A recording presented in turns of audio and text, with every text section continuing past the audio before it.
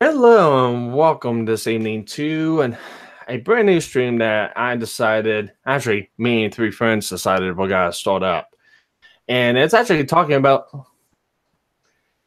a genre of anime that most find obscure or out there. Some people just don't want to talk about it, but yeah, we all got one credit in the chat as it is, but we're gonna be talking about Mech Anime. With me, I've got KillerGruv and Starwind, and myself, Sparky's Set Corner. So I'm gonna go ahead and go through and Starwind, since you're first up on the left-hand corner of the Hangouts, why don't you go ahead and get started and introduce yourself and kind of explain on why you like Mech Anime. All right, well, fair enough. Yeah, I've probably haven't been watching it as much as KG has, to be brutally honest. But I don't know, just something about the fact of giant robots beating the ever-loving piss out of each other. I just like that. Whether it be with swords, guns, outrageous attacks, simple attacks, it's just something about the fantasy of it I really like. Kind of also why I kind of like the kaiju kind of anime, but we're not talking about that today. So, how'd you get started into it, and how did it kind of impact your life? Oh, I'd say probably the same way any 90s, 2000s kid got a hold of anime back in the day. Toonami. I gotta admit, I'm kind of the same way, but mine was a little more than Toonami. I'll explain when it gets to me, but what's your favorite genre? Oh, well, not genre, but series. Oh, I'd say somewhere between G Gundam and Neon Genesis. Well, like I said before, I think you gotta get just a little bit of heat for Neon Genesis. But all right. So, KillerGruv, you're up next. All right. Like the man said, name's KillerGruv. I have been watching anime and so forth. Let's see, since the original release of Star Blazers. Oof. Yeah. Oldie but goodie. Yep. Yeah. I watched that. Things like, of course, Robotech, the old Shogun Warriors. I used to actually had those giant toys when I was a kid. So give you an idea, I'm 43 years old and probably have more giant robots than anything than probably any person really should. Oh, come on. You know that's not true. Yeah, you're right. That's not true. There's always room for more. Come on. You can always put up another shelf or two. Oh, believe me. If you see the room I'm in right now, there is nothing but shelves in there. And I have it pretty much wall to wall. Hi, Plain Discord. Yep, it's me. But it's pretty much wall to wall. Gundam models, Votoms, Battletech, Heavy Gear, name it. It's probably there somewhere. How has it affected me? Well, when I grew up, I've always been around planes and pilots and so forth. And the idea of just cruising around in, wrapped in armor that had arms and legs that you could like pimp slap buildings into oblivion was always like, yeah, I want one more of those. Well, I mean, I typically believe that if you're into Mech Anime, then you were introduced to it when you were a kid, and it's something that sticks with you. for a long, long period of time. One of the first models I ever built was of the booster version of the Extraordinary Gundam from Gundam Sentinel, and I was 9 or 10 at that time, and I still have that model today. Cool. Is it detailed or is it just plain? Oh yeah, it's pretty well done.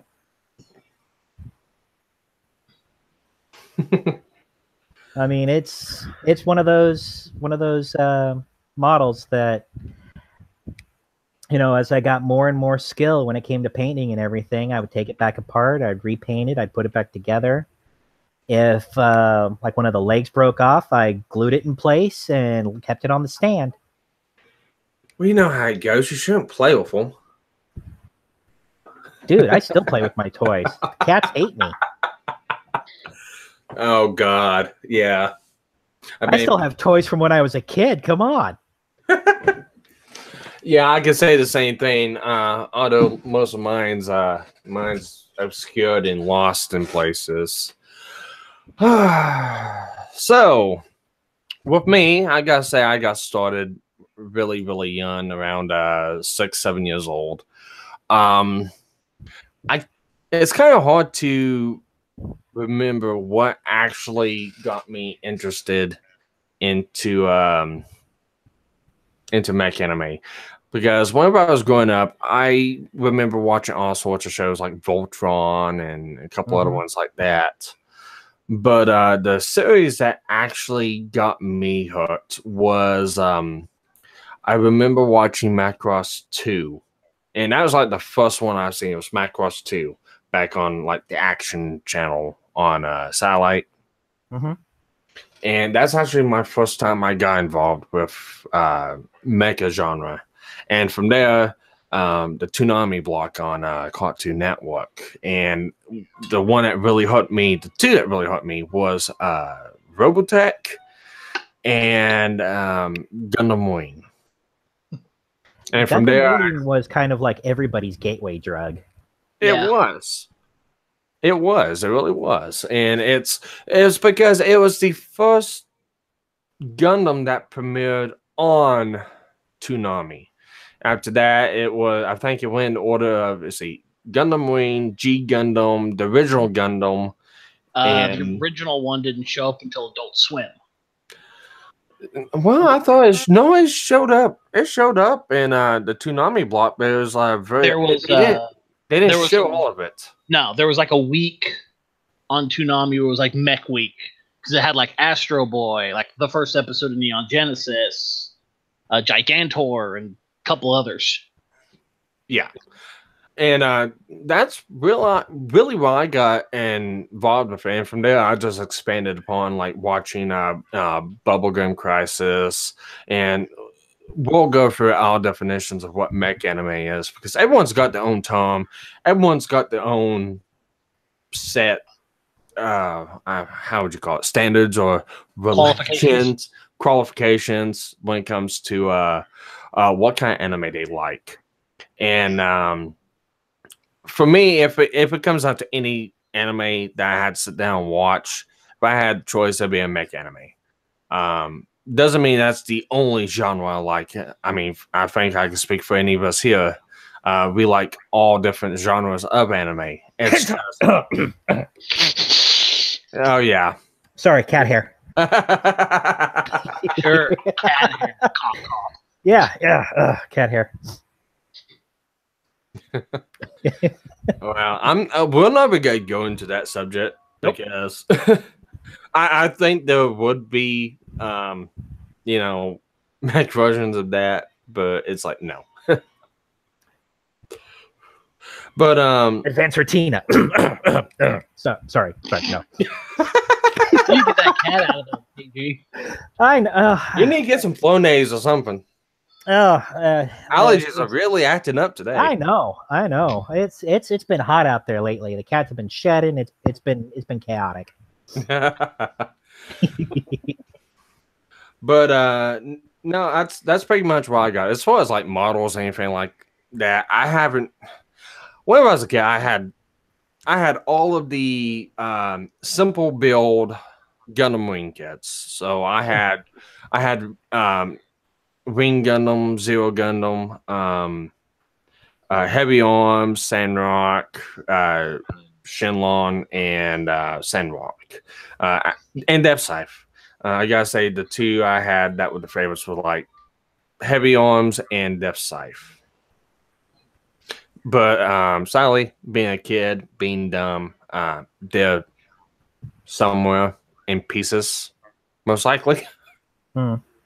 But I've been trying to rectify that. I've got 4 Gundam kits right now. I've got let's see, the God Gundam, which I'm using God Gundam because if you use Bunny Gundam, it's actually the wrong term. Yep. Because Bunny Gundam's for model build warriors. God Gundam's used for G Gundam, and that's the second version of the Shining Gundam. The Strike Freedom Gundam from Sea Destiny, Crossbow Moore Gundam from Gundam Build Fighters, and Shining Gundam from G Gundam. Then I have the Storm Attacker SDF-1 1/8000 scale model from the Robotech series and the 1/4000 model from the Macross series. Nice. Unfortunately, they're still not put together. I want to put them together. I just gotta get time. I have right next to me, I have the Lunar Gaze Gundam from Build Fighters. I have the special Aryan Rod Fleet mobile suits from Iron Blooded. I have the Ifrit Noct from Universal Century. And I can, if I was to, and the Kshatriya from Unicorn, just to name a few. Is that 1 or 2%? What do you mean? For naming a few, is that 1 or 2% of them? I probably have another 40. I thought that was bad. Yeah. But no, we all have our hobbies, and it's whatever. I mean, that's the deal.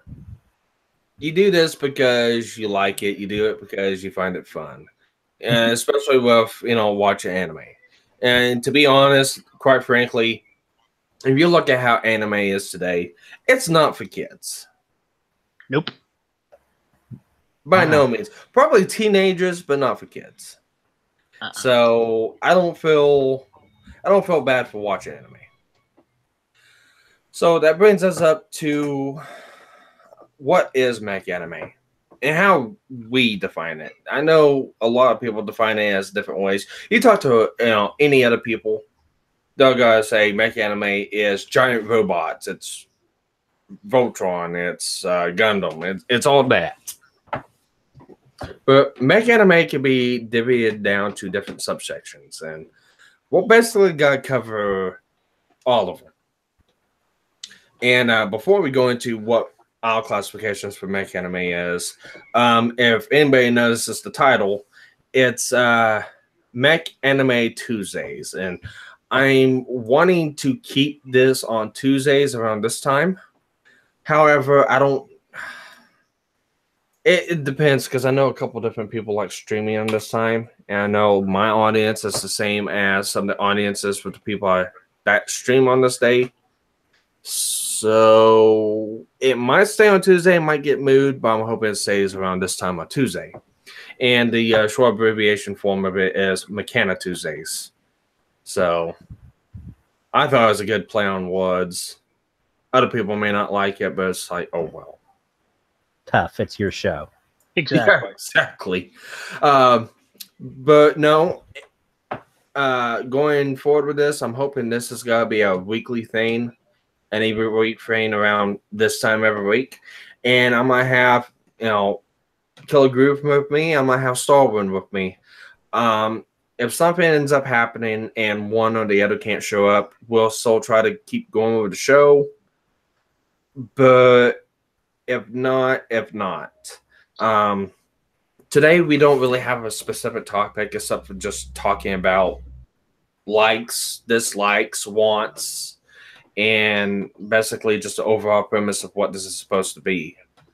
But like next episode, we'll decide on a show before we end the stream today on what we're gonna cover next. And from here on out, it's gotta be we're gonna pick like Outlaw Star and or Big O or Gundam or Robotech. Well, we're gonna pick something, and then that will be what we talk about that next week. So, in case we get anybody here that likes the show, likes the format, anything like that, don't know what we'll talk about next week. And that'll give us some time to kind of, if we haven't seen it, or if we've seen it and want to refresh on it, to kind of get, brought back up to date of what the show was. Because some of these shows I've seen, I've been like 10, 15 years ago. Some of them have been recent, like within the last couple months. But just so we can get caught up on it. Have bad memories. Well, that too. I mean, I was trying to be nice, but I mean, why start now? I've always been nice to you, KG. I'm not arguing that. I'm just saying, why is anyone being, not taking the shots at me now? But no, the reason why I picked these two people above all else is because KG. I'll say this much: he knows his shit when it comes to this stuff. I don't know how many after streams are just random hangouts we've got together, and we have went on for hours and hours and hours talking about this shit. And they go, well, first time you and I ever talked, it was like 4 hours after I caffeinated or die or something like that. Yeah, it was like, yeah, I gotta get going, and then 2 hours later, we're still talking, and it's like, yeah, I gotta get going. I've got stuff to do, and then an hour after that, we're still fucking talking. 4 hours later. Yeah. And then Starwind, he's one of my IRL friends. We hang out every week. If you don't know Starwind, he is one of my co-hosts on my uploaded streams, my non-live streams for Sparky and Starwind. And he helps me play the games, plays them for me. You got a cat? Yeah, I got a dog. Okay. And he likes to get heavily involved in games too. But say something like that. He likes to kill us at times. Last night I was playing Doom, and the cat that's now in my lap thought it'd be a great idea to go right across the forearms when I was being attacked by a Hell Knight. It was like, thanks. Fun. Yeah. So I can feel your pain. Spoilers, the cat's working for the Hell Knight. Yeah. That's redundant. Yeah. But anyways, Stormwind is like I say, he's one of my IRL friends. We play D&D every Sunday together, and we're gonna be starting recording back up next Monday, actually, for the new Mega Man X series, and we're gonna be hammering through those games. And sadly, I'm gonna be putting a hold to the Mario uploads, and it's gonna be Mega Man X because that's where it was gonna be to begin with on that show. Was there's gonna be Mega Man on Mondays and Mega Man X on Fridays. However, I ran into a problem trying to record the other X games I had, and we ended up having to wait till the Legacy Collection dropped. Yep. So it's coming out next Monday, and it's actually coming out. It's actually out today, I believe. Is it? Yeah, it's out on the 18th, so I'll be able to download them tonight. Yeah. And we're gonna be playing through those, hammering through those, and it'll be interesting. Yeah. And that's that could tie into Mech because of Mega Man. Right armors. Oh, right armors too, and giant bosses. Them damn tutorial bosses. same villain for 8 games, bosses. Yeah. They just won't stay dead. Why won't you die? Well, it's kind of like how Mega Man put it. I don't in 7. It's like, die, you know, I've never seen. It's like, die, Wily, you son of a bitch. And it's like, whoa, he's pissed.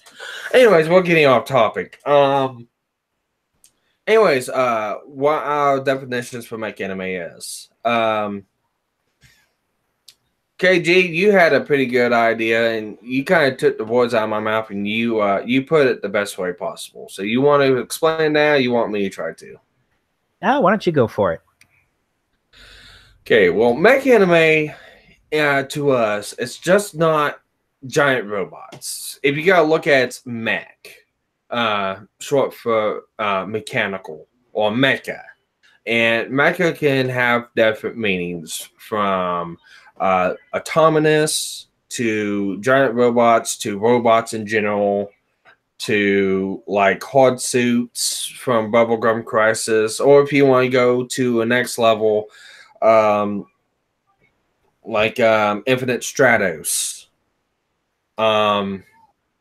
To robotic, like Ghost in the Shell, Battle Android Alita, or Plastic Memories, Chobits, just to name a few of them, to gigantic giant robots or mechas, which will fall into your classics of Robotech, Macross, which the 2 series are the same, but one's movie, one's a show.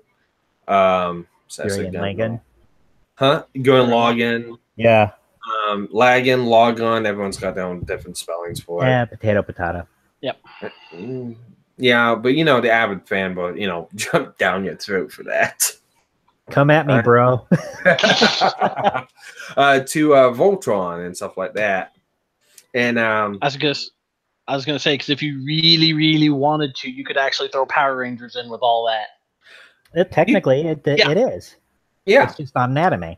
Yeah, it's something else. It's a Sentai. Yep. Super Sentai. Super Sentai. And I know of a Super Sentai fan that might come on, but I don't know. Who knows? It's whatever. But primarily, this has got to be a close stream. We might throw invites if somebody really shows a liking or really, really, really has something they really want to talk about. We'll probably let other people in. But as of right now, this is just a show for the 3 of us because all 3 of us can sit here and talk about this shit all goddamn day long. And I finally just got to the point of why talk about it closed doors? Why not stream about it and share our views with other people? And if people like it, well, welcome. Yeah. Yep. So if you think about it, it's basically just 3 buddies just shooting the shit about stuff we like. Yeah, pretty much. So you got anything to add to that one, KG? Nah, you pretty much wrapped it up. It's anything that we kind of agreed on, anything that is basically one of the key focuses is a machine.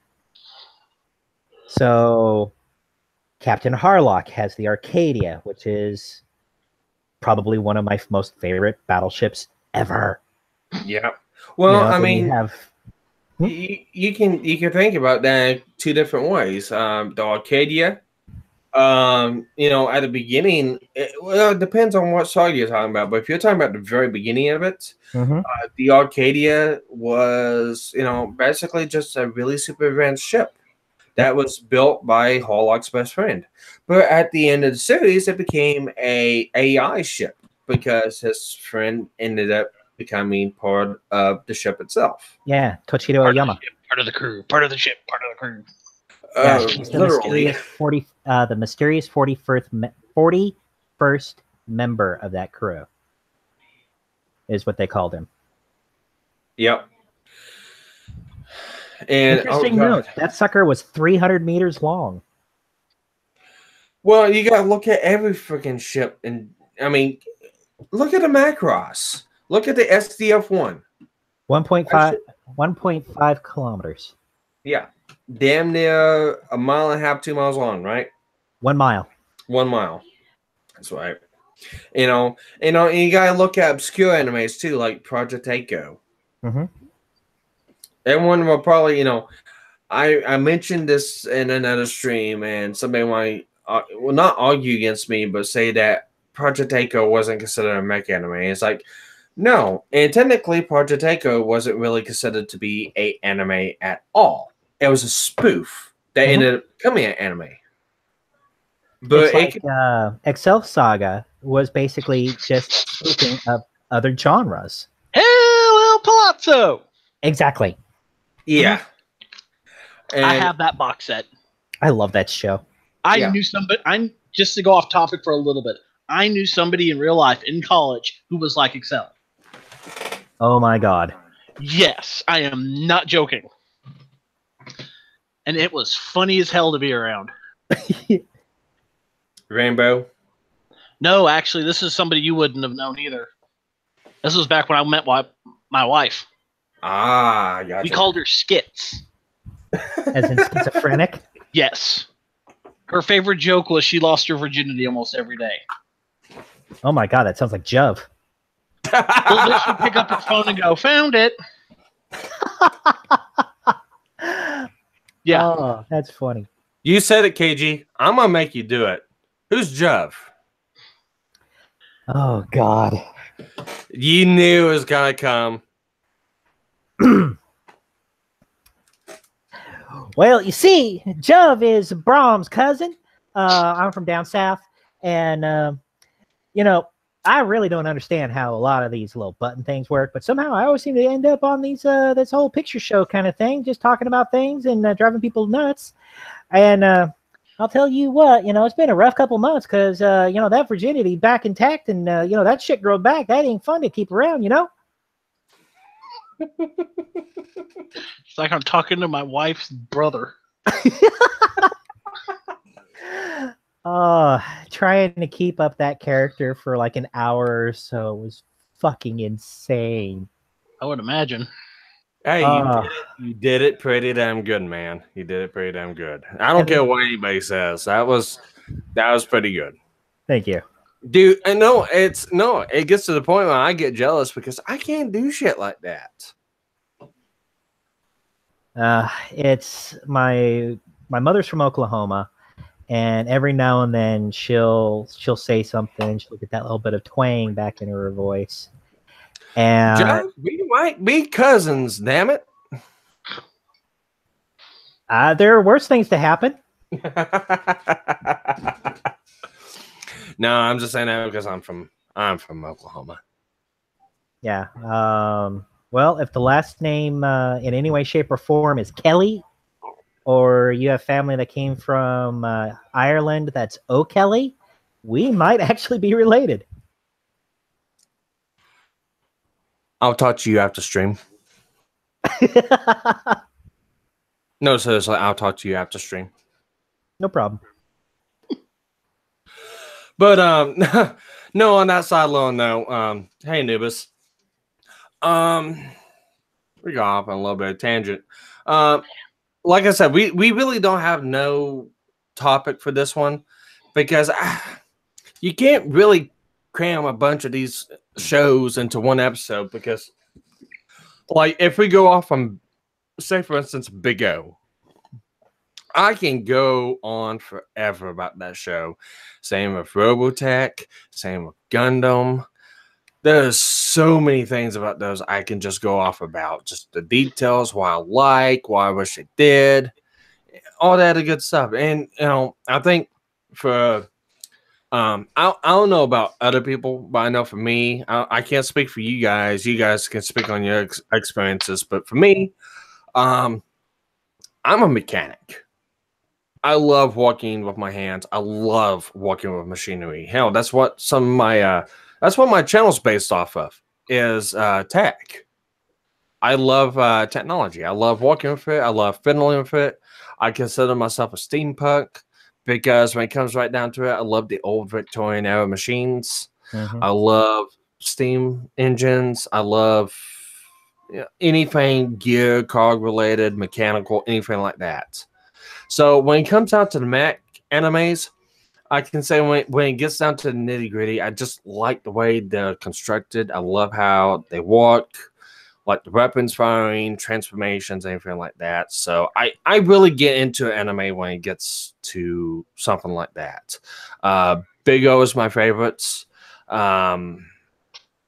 A new one I watched recently a couple months ago was Clockwork Planet, which if you're a steampunk fan, I recommend to anyone. What about you guys? Yep, Starwind, you want to take point? Yeah, sure, why not? Like Sparky said, I like Big O too, because I remember watching that shit on Adult Swim and Cartoon Network back in the day. Same with G Gundam and Outlaw Star. But there was one that I'd watched only a few episodes for, because I found the DVD for it just at a random GameStop. That shows you how old that is. Legend of the Mystical Ninja, based off the N64 game of the same name. I haven't heard of that one. Same here. Really? Yeah. Yeah, they made a... I was going to say, you remember the N64 game, right? Mystical Ninja starring Goemon? Mm-hmm. Yeah, they made an anime out of that. Wow. Mm-hmm. I think it only ran for like 20 episodes or something. What was the premise behind it?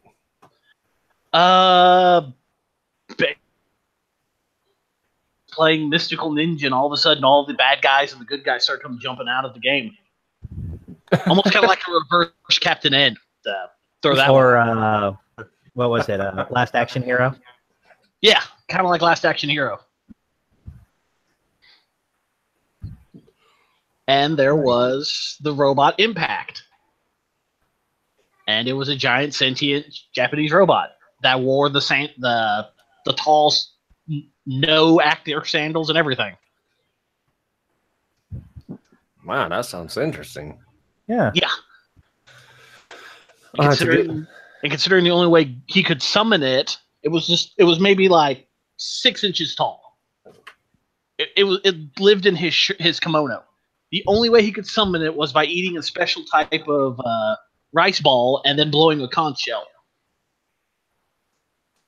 Okay, that's random. It gets weirder.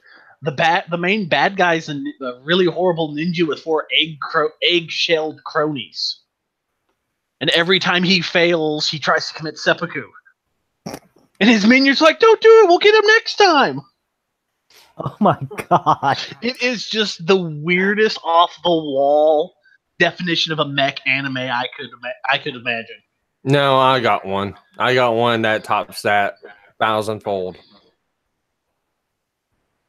Well, don't leave us in suspense. Dun dun dun. Really coolly. Oh yeah. That one was a little wild. That one's weird, but it's also weird for the time frame. Yeah, exactly. It's like Excel. Yeah, a 6-episode version of Excel. Yeah.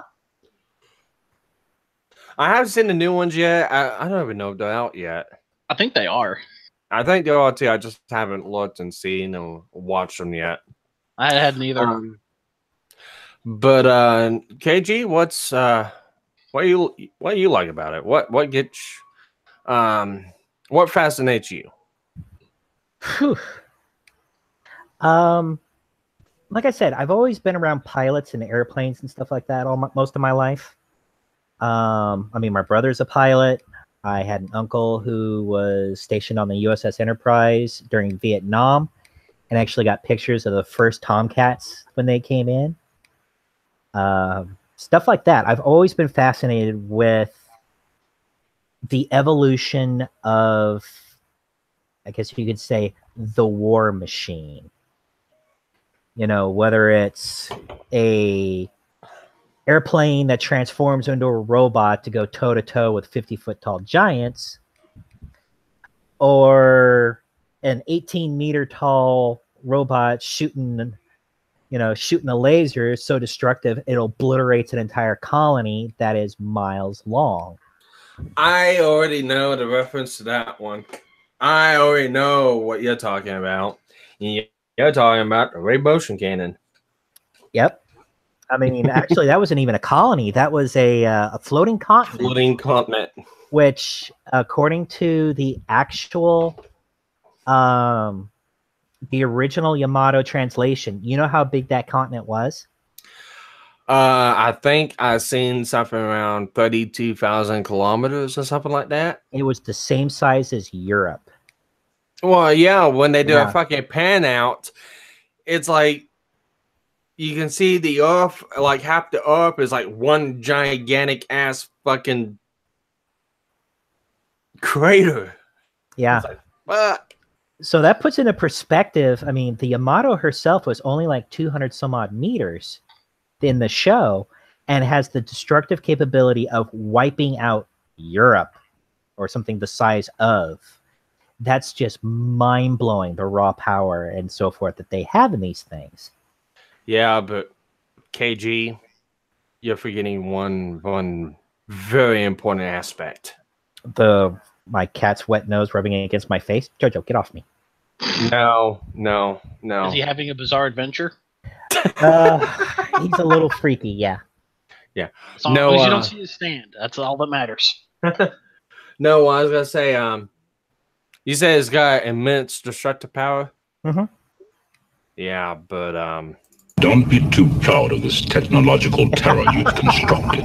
The ability to destroy a planet is insignificant next to the power of the Force. Oh, you're talking to an old school Jedi, okay? Oh, guys, I was gonna say. I gotta say, I found it later. I was in my 20s when I first discovered this particular anime that really has kind of impacted me, and that's Armored Trooper Votoms. I've never heard of that one. I don't think I have either, now that I think of it. It is actually if I remember correctly, the same guy who designed the original Gundams designed the ATs, which are only about anywhere between 4 to 5 meters tall. So these are, basically infantry fighting vehicles. But he designed them with, if we were to build a mecha today, what would it look like? And if I remember hearing correctly, have you guys heard of the Karatas? That I've heard of the name before, but I can't pinpoint it. It is the Japanese mech. Oh, the one that they're building. Yeah, the one that they showed. Built. Oh, yes. Yeah, the one that they showed walking around. Yeah. You know what they based that off of? An armored trooper, the Voton. Yep. So the fact that you can actually look at this and go, wow, this is science fiction. And then like 15 years later, turn around and go, holy shit, they built it. Science fact. Yeah. That actually reminds me of two other mechs from two different animes. Because I've got a feeling I know it doesn't look the same, but when you say that, I think of Pat Labor. Yeah, I think of the Labors. And another one that I don't know if either one of you heard of, but I can't remember the name of the mech in it, but it was from a show called Better Man. Oh God, I know which one you're talking about. I'm spacing on it though. Yeah, I can't remember what it is, but it's like a dual piloted robot that could switch from one mode to another mode, and it interfaced with the pilots with a substance called linker gel. And it was unique, but the premise of the show wasn't really based on the mech. So it was based around what they were fighting against. That almost sounds like Neon Genesis, to be honest. It isn't like Neon Genesis, but it's the same premise. You got robots fighting against monsters. You can think of it not like kaiju, but not like giant monsters. But Better Man was like some sort of evolutionary subspecies of human. He could eat a specialized seed and turn into what was called Better Man. And I think he had like 3 different forms. And he'd fight against different types of monsters. and you had this team. It's more on the lines of like Blue Seed, because I think it was made by the same studios that made Blue Seed. But I could never get into Blue Seed for some reason. Oh, I loved Blue Seed. I did too. I actually just got done rewatching it a while back. But it's on the same premise. You had this team that's trying to figure out what these monsters are and, you know, trying to stop them. But, you know, they kind of fail every now and then, and they're saved by, you know, Better Man. Okay. But it's a very obscure anime. I think it's like 12 or 24 episodes long. It wasn't that long. But yeah, I did find something. It's in chat right now. It's the trailer for that Mystical Ninja anime. Whenever you get the chance. All right. Okay. It's like a minute 30. I think my YouTube froze. Uh-oh. Better thought out. Yeah. Oh no, you meant the hangout chat. Okay, I got you. Yeah, I'm in Hangout chat. Okay. Well, I didn't know what you were talking about, man. I was gonna say I can post it in chat. Everybody else probably get a massive giggle out of it too. No, go ahead. Anybody who wants to look at that link, that's that Mystical Ninja anime I was talking about earlier. But you know, you got all, and that's the reason why I picked Mech Anime, because it's something I can really get into, because you know everyone else is talking about Dragon Ball Z, everyone else is talking about One Piece and all these other good shows, but nobody really talks about Mech. And if they do, it's very obscure. Well, I mean, you've seen one giant robot, you've seen them all. You know, stuff like that. And the problem with that mentality is when you actually break down the stories, there may be that war arc behind it, but it's the interaction, the reasonings. Who's actually the good guy? Who's actually the bad guy? I mean, there's a lot. Yeah, it's big robots beating each other up, but well, let's put some context behind it, and let's talk about series for a bit. We'll skim across the top of it because we'll do these full on, but we can at least talk about what we think about it. Like Gundam. Gundam is a really good franchise that you can pick out and you can throw that argument to. Because you can say, well, it's just big robots fighting another one, a good guy versus a bad guy. No, it's not, especially in some of them, because in those shows, except for maybe a couple of them, I know G Gundam's one of them. Build Fighters, there's really no war. It's just, it's toys. A game. It's toys. It's a game. Yeah. It's more like, see, whenever I see Gundam Build Fighters, the first thing comes to my head, Mega Man Battle Network. Yep. That's or exactly NT Warrior if you want to go the anime. Well, NT Warrior, yeah. Yeah. But it's not all Gundams fighting a war, and there's a good side and there's a bad side. You got different centuries and genres. You have the Universal Century. You've got the Space Colony Century. You got the Cosmic Era. You've got I can't remember what Anno Domini. Yeah. Is a lot. Yeah. I can't remember what era Iron-Blooded Orphans. Yeah, but I don't know what era, what century that's called. They all have some sort of century. Post-Calamity. Huh? If I remember correctly, I think it's like Post-Calamity or something like that. Yeah, Post-Calamity. No. Yeah, Post-Calamity, because it was based off of Calamity Wars. But no, if you want to pick one out of all those animes to be very controversial, to argue that argument, it's a good side fighting bad side, Gundam Wing. There is more flip-flopping, side training, the good guys becoming the bad guys and the bad guys becoming the good guys in that show alone than any other show that I've seen. Yep. You have to pay attention. It's not one of those shows you pop in, you watch, and you go, I'm going to watch this. It's cool. It's robots fighting robots. Because if you just go like that and not pay attention to the storyline, you will get lost by episode 10. Oh no, by episode 12. It's like in 3 episodes they could change sides 2 different times, and you're like, what the fuck's going on? Why is they working for this now? Or even if you watch Endless Waltz, it's like, wait, wasn't he over? Yeah. Now he's what? But who? The fuck? There a flow chart? Yeah, well, I mean, they do that. They do that in the anime too. Yeah. I mean, if you look at like Gundam Zeta, Yeah. you have the bad guys, which when the Titans, when you actually watch them, they're like, yeah, these guys are dicks. But then you also see that the quote unquote good guys, their hands aren't clean either. Exactly. Yeah. And then you have the interpersonal conflict between Jared and the Titans and Camille with the AEUG. It's one of those things that escalates. A fist fight turns into "you killed my father, prepare to die," followed with "you killed my father, so I'm going to nuke your town." Yep. And it just spirals until it reaches some sort of inevitable conclusion. One of them dies. But or in some situations, both of them do. Yeah. See, the Universal Century timeline, the original Gundam.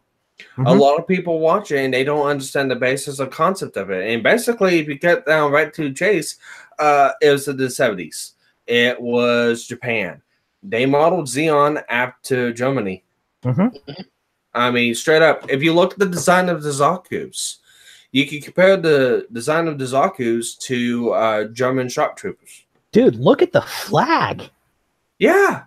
Look at the salutes. Yeah. I mean, the uniforms. The only thing you guys are missing are quite literally goose stepping. Yeah. And I would pay money to see a Zaku goose step, but that's just that would be you'll see it goose step and then fall flat on his fucking ass. Yeah. But shot for it. But they do something different in that show. And this is kind of where they get the premise of all the other Gundams down the line, except for a handful of them. Mm-hmm. They make you focus so hard on how evil Zeon is. Yeah. I was about to say Zap, and it's like, no, I'm gonna kick my ass because that's cosmic area. But that's C. They make you focus so hard on how much of a fucking enemy, bad guy that Zeon is. They're not the true enemy. You can actually argue that the Alliance, the Earth Forces, they're just as bad. Yeah, the Federation. Yeah, Federation, Alliance. Fuck. Yeah, you're thinking Seed again. Yes. Well, here's a confession. I haven't seen all of the original Universal Century. I've not really seen any of the original show. I've been watching the new Origins, but I haven't seen the actual original show. So like the old cheesy 80s, 70s, 80s. Yeah. Yeah. I actually have that whole set. Really? Yeah. Ooh. I have seen I think with the exception of Double Zeta, I have seen just about every series, and I have Double Zeta. I just haven't sat down and watched it yet. I have seen all the Universal Century. I think the only one I hadn't fully watched, I believe, was Stardust Memories, Gundam 0083. Yeah. Because I think I only remember watching the first episode with the nuke. Yeah, the GPO2 with the nuke. Yeah.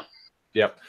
But they make you focus so hard in that show in Universal Century. Yep. That Zeon is the fucking enemy. And you turn around and you see what the Federation's doing. And they could be just as guilty as Zeon.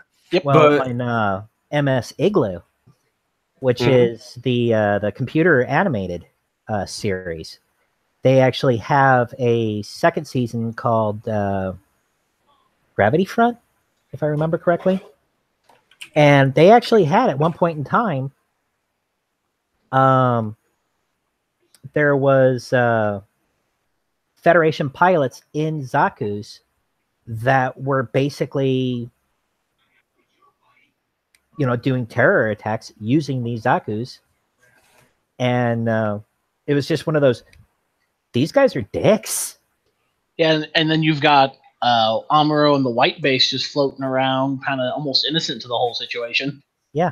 Yeah. And they're like, Federation says go this way, go kick some Zaku's. Okay. And it's like, they're following orders, and you've got the Federation in the corner just going, good, good.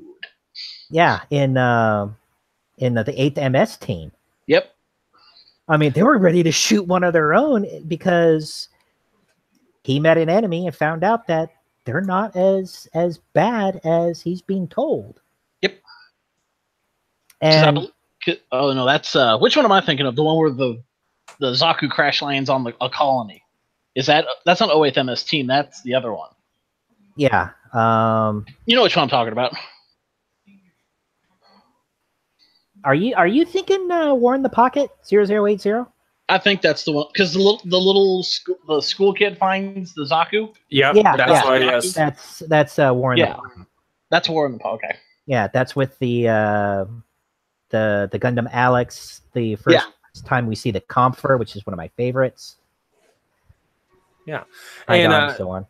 Yeah, and going on from that, that's kind of how the premise of all the other Gundams go into place. They go overboard and win in Gundam Wing, of course, but yeah, and the Cosmic Sentry Gundam Seed, they bring a lot, almost every aspect and detail from Universal Sentry to Cosmic Era, and it's basically back to back. But they change the names, they change everything up to a new standard, and that's even more difficult. It's like because they do the same thing. Instead of Xeon, it's Zapped. Instead of Alliance, it's the Earth Forces, and they pit each other with each other. Mm-hmm. Universal Century had new types, and they changed the term new types out for coordinators, which were genetically engineered. They manipulated the genes to be able to survive in space, be better, be stronger, faster, and what a regular human is, and that caused tensions between each other from Earth, looking at Zaf as mutants for all intents and purposes. And the way they started out as, you start out following the Legged ship, I can't believe Archangel. God damn it. I knew what it was. It's like, oh God, I can't think of it. But the Archangel, you start out with the Archangel. It's same premise, same startup as from the original Gundam, just different characters, different plot point. And they make you focus so hard that, okay, Zap's the bad guys and the Air Forces are the good guys. But as you keep going along in the story, they drop subtle hints that maybe Zapped ain't so bad after all. And then he gets halfway through the show and it completely does a fucking 180. And then all of a sudden, Earth Forces are just, they seem more fucking despicable than Zaft. Yeah, that's where the what was it, the Three Ships Alliance come into play. Yeah. Basically the Archangel, the Eternal, and I believe the Kusanagi from Orb. It is Kusanagi from Orb, because they actually aligned themselves with Orb. Because Yeah. Orbs truly saw themselves as a neutral standpoint nation between the plants, Zaft, and Earth Forces. And because Orb had both coordinators and naturals. Mm-hmm. And the more, I gotta say, the Cosmic Era, besides from Iron-Blooded Orphans, but the Cosmic Era, I have to say, is one of the most bloodiest, devastating series out there. Victory Gundam. I haven't seen Victory Gundam. It was actually the guy who made it, the director, actually said, "Don't watch this. I was in a bad place." And you actually see people getting beam sabered. And I'm talking out of their suits, getting massacred and stuff like that. It is a dark series. Is it on par with like Elven Lied and Ninja Scroll levels of blood and gore? Not so much the bloodiness, because at that point in time it wasn't. Let's face it. Okay, if you're getting hit by like a 0.38 megawatt beam saber, yeah, you're going. Yeah, there's not going to be anything left. Well, I got argue that fact because of the Genesis. Well, not even Genesis. It was Genesis. I never watched that Terminator movie. It looked dumb. No, it's not. It's not Terminator. It's the name of the. No, at the end of at the end of Gundam. Seed Destiny, right? No, actually, Seed. No, it was Seed. They had Neo Genesis, and actually, they had like 5 of those fuckers in Seed Destiny. But it was like an end-all be-all weapon from Zapped, and you got hit with it, you incinerated. You got microwaved. And they actually showed scenes of that, and it's like it was brutal and devastating. And they actually showed a scene like that too in where the Earth Alliance forfeited Anchorage, Alaska base. Yeah, I can't remember the name of the system that they used. I know what you're talking about. It was the underground facility. It was the Sarpedy, I think.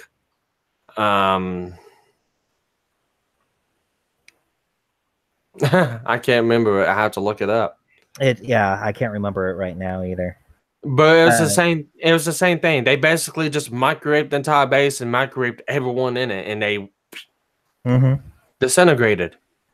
And that's the reason why I say that Seed and Seed Destiny is like one of the most brutal, bloodiest animes, Gundams out there. Because you can have all of them are bloody, all of them are brutal, but oh yeah, I mean on a massive scale. I mean, our entire colony nuked, a entire city on the moon nuked, thousands of ships nuked. Or how about a colony dropped? Drop a colony on them. That happened both in Seed Destiny and in Universal Century. Yeah. They dropped a colony on Australia. Colony 07? No, not it's Side 3. Site 3. Yeah, Site 3. That's right. You'll think of Gundam Wing. Yeah. But they dropped Side 3 on actually interesting concept. And this is kind of where most people kind of overlook this, but I talked a little bit about this with you, Starwind. If you look at the Universal Century Gundam, when they dropped Side 3 on the Earth, the actual impact location point was supposed to be the Guyana Highlands of Forces Base. Good point. That's what it was supposed to drop at, but it miscalculated. When it didn't miscalculate, it went off course. No, they were able to.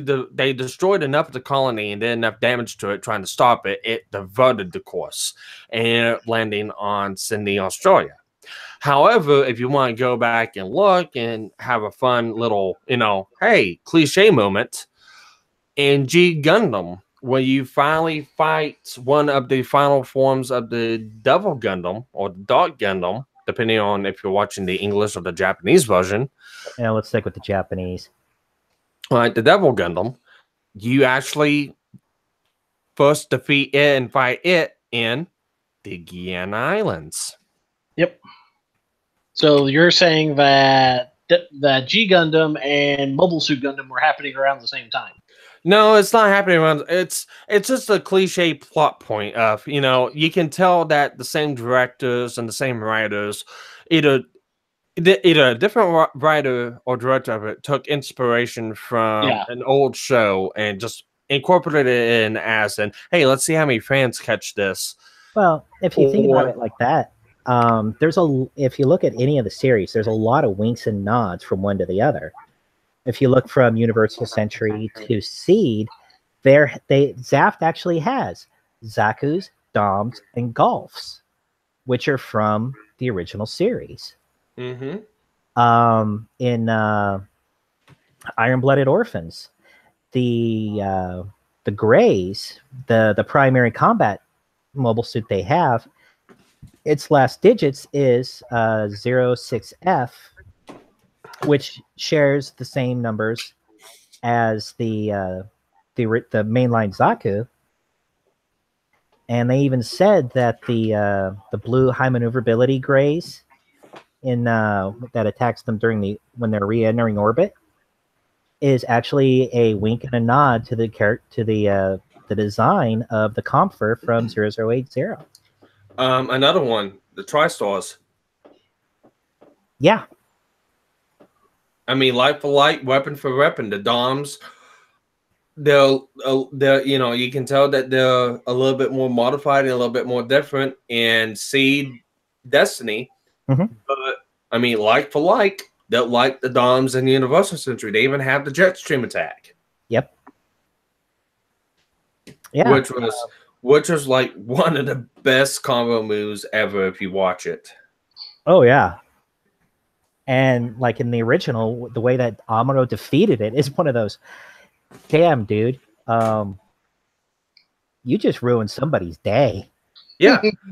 And in every one of those shows, there's some sort of end all be all either weapon or plot point that comes into the hands of the hero.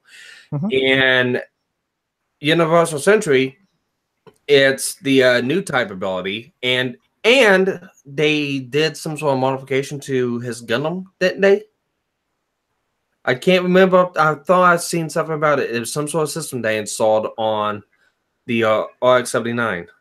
8. Yeah, 9. RX-78. They put a magnetic coating on it to make it move faster. Yeah. It was a hammer. Yeah, well, it was some sort of system I know they put on it, but Amuro has his new type of abilities. And the 78 also had a learning computer. That's what it was the learning computer. Because if you look at it, both abilities they took and split up. Because if you notice in Seed, it's not that the Gundams had a learning computer in it, or they had some sort of advanced technology. It was the coordinators having the Seed ability and be able to go into Berserker mode. That could be attributed to the new types from Universal Century. However, they can also tie into with the innovators from Double Odd. That too, and the Zero system from Gundam Marine. Yep. And the Ep1 system from the same show. Yeah, because they both had the Zero system in it. And for anyone that misses it, they actually put the Zero system in Sandrock. Yep. Because Katra had already figured out how to make it work. Yeah. I can't remember if he implemented the Zero system and then disabled it. I think they ended up disabling it. I don't remember that. I remember Sandrock had it, and he turned it on in one of the big fights, I think before Libra was moving into position to shoot. It was near the end. I remember that much. Yeah. Yeah. And along with that, they all have some sort of, cliche ultimate attack. There's some sort of badass move. I don't know about the Universal Century, and I think it wasn't in the final battle of the first one. I think it was like either in one of the movies or one of the other series where the Amuro shoves Shaw Arsenal into a falling comet or it was the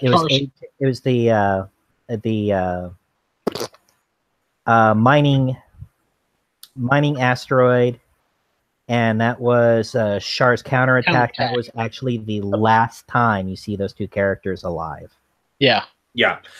And it's because it was the new Gundam versus the Sazabi? I think the weird looking hover looking fucker with the extending arms. Or am I thinking of a different one? I think you're thinking of a different one. This one, it's a red mobile suit with funnels. Yeah, I think it's the Zazabi. Yeah, I think that's right. The new Gundam. Yeah. Yeah. Yeah, the But AU Gundam.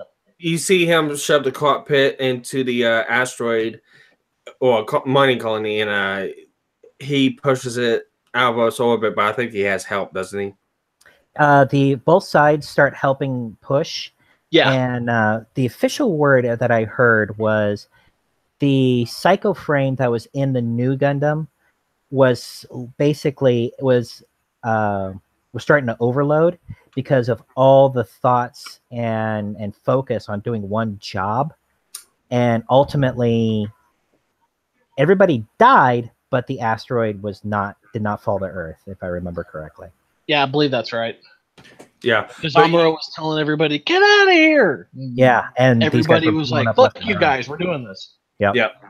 Because you see one of the Zaku's next to him just fall up and over the asteroid. Yep. Yep. And you have that. And Gundam Wing, you have one of the most epic moments where, Wing Zero and Hero flies in front of the falling piece of Libra and basically falling backwards in the atmosphere with his beam rifle. Dual beam rifle. The Twin Buster rifle. Yeah, Twin Buster rifle. And one shots the fucker. And as he's going through, the pieces of the face are coming off because of the and the wings start to deteriorate. Yep. I like how they did Endless Watts, but the only thing I don't like about Endless Watts is why did they change? I understand why they did it, because newer technology, newer movie, add all sorts of new little stuff and details to it. I just didn't like how they changed the way the mechs looked. I liked what they did with Death Scythe, because it looked a lot more vampiric, a lot more dangerous, and I liked what they did with Heavy Arms. Yes, with the dual. Yeah, with the dual Gatlins and all the missiles. Twin dual Gatlins. All the bullets. Oh yeah. All the bullets and all the rockets. I like the way, by all means, I like the way they were designed. I just don't like the way, it was implemented. It's like, I think they should have stuck with how it was, but I kind of wish the way those were is how it was implemented in the anime. If you know what I mean. Yeah. Basically, you wanted the upgraded versions from Endless Waltz in the actual animated, to begin with, halfway through when they got their original upgrades, or something like that. Because when you go from you watch the original series, and then you turn around and you watch Endless Watch, it's like Wing Zero didn't have wings. He didn't have angel wings. Yeah. It's like when you look at it, the only designs that remained the same, or at least really true to form, was the Tall Geass 3 and the Taurus that Noin piloted. Yep. Everything else is different. Yep. True. The Serpents were a new design, so I'm not counting those. Yeah. Well, that was because of the new Mary Maya. Mary Maya.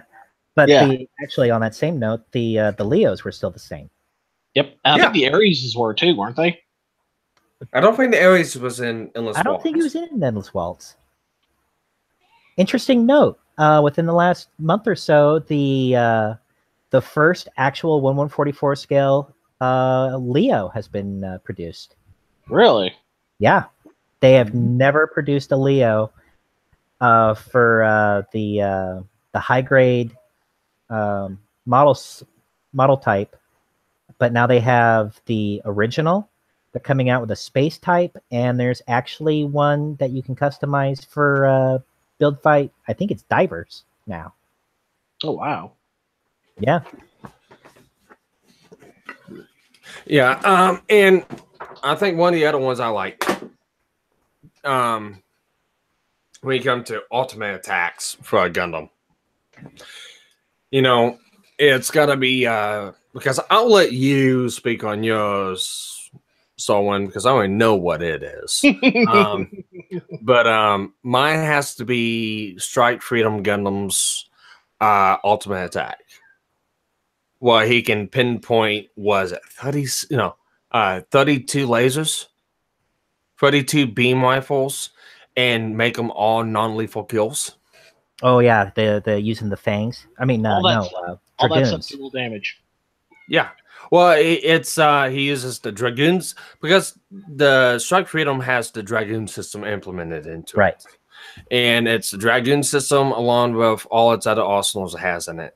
I mean, by far, it's got to be one of the most devastating attacks that a single standard suit Gundam can make.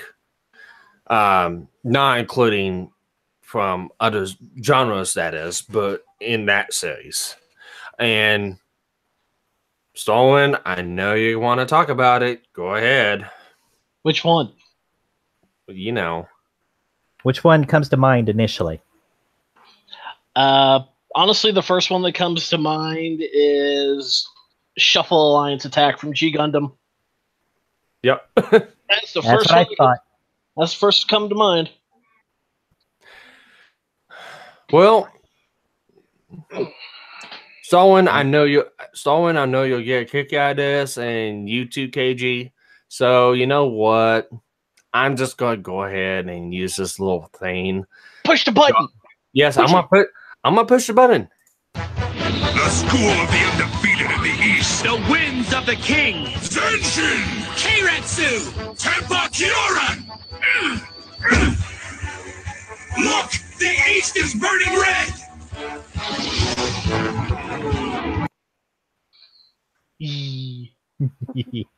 We love. Where we did our both Mega love- Man 6 playthrough come in here? Yeah. Well, I always show. Yeah, I know you that. But no, also there's all sorts of stuff. But I gotta say, one of the most epic Gundam fights I have ever seen is the final battle in Iron Blood Orphans. Oh yeah. You finally watched that one? Yeah. It was freaking tear jerking. I loved it. I mean, It was.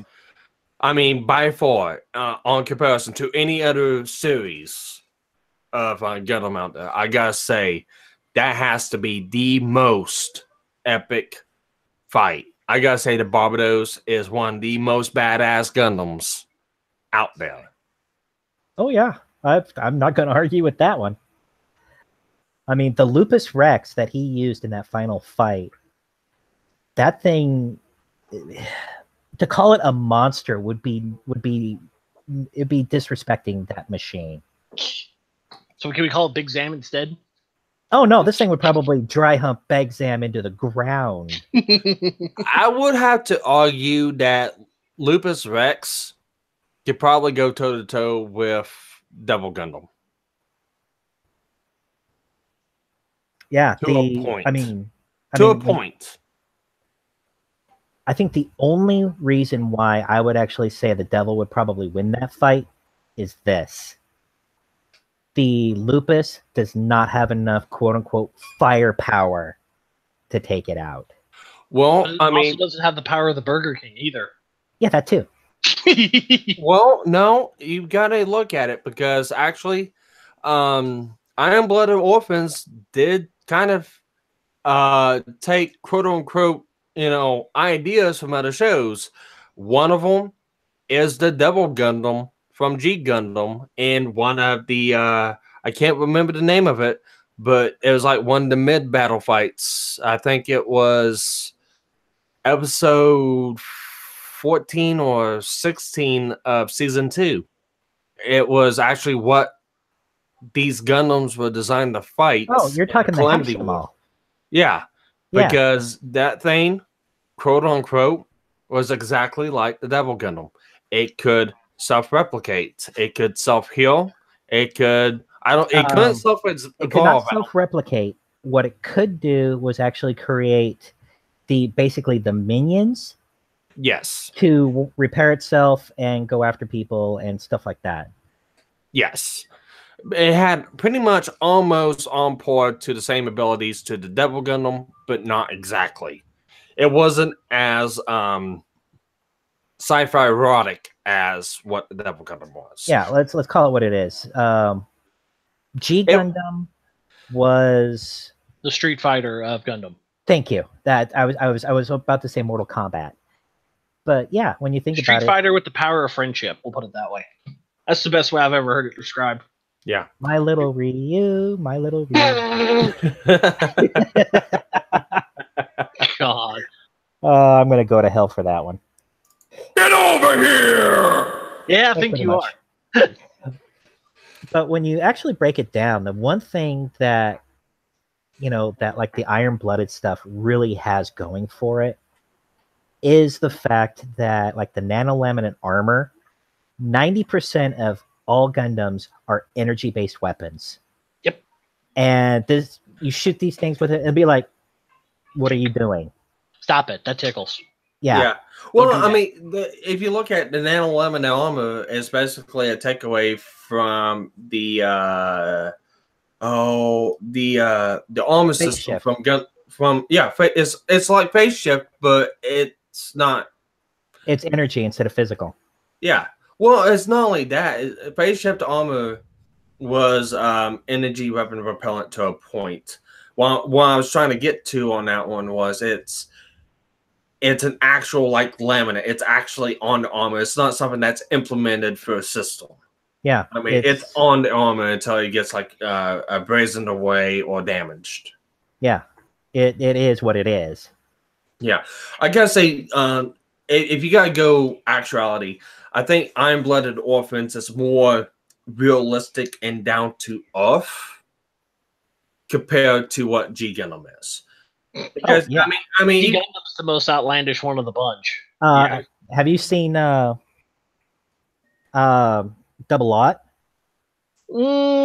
True, but I mean, when they go Trans Am, they're able to like literally wave motion gun shit. a Pegasus either. So And then at the Trailblazer, they're dealing with aliens. I mean, true. Hmm. Yeah, Which- true. I will admit, I know it caught a lot of grief for that, but I actually liked the concept of all Gundams sides. fighting aliens. Yeah, and like stuff like that. I mean, I That'd be- enjoyed that. That'd be interesting. I'll say that. It's better than humans fighting humans. They try to go Robotech / Macross with it. Yeah. Yeah, and I actually enjoyed that. I thought it was a real nice way of shaking up the franchise. Yeah. I have to take a look at it. Ditto. But I mean, one of the interesting concepts I really took away from G Gundam was the cockpit system. The mobile trans. Yes. Mobile trace. Mobile trace system. Is it? I thought it was trans. I'm pretty sure it's trace. It's but Probably right. It's mobile trace. It's mobility traction. it's almost kind of like how Escaflowne does. Yeah, A little it's basically a It's a 1-for-1 suit. And Yeah. It's basically VR is what it is. yeah. If you kind of really want to look at it that way. It's Yeah. It's basically a VR system. Yeah, to a point. But yeah, it's like one of the most intricate, unique features I liked about G Gundam was, he's like what the fighter does in the cockpit is what the Gundam does. However, I see so many flaws in that because you knock the fucking Gundam down and the fucking Guy's still standing. yeah, he's fucking. He But should that's be the same ping pong problem balling. Pacific Rim has. Yeah. Well, they'll lock down into the system in Pacific Yeah. Rim. Yeah, They and they've can't- also got Gladys breathing down your fucking neck, which nobody fucking wants. yeah. But yeah, it's the same concept as in Pacific Rim.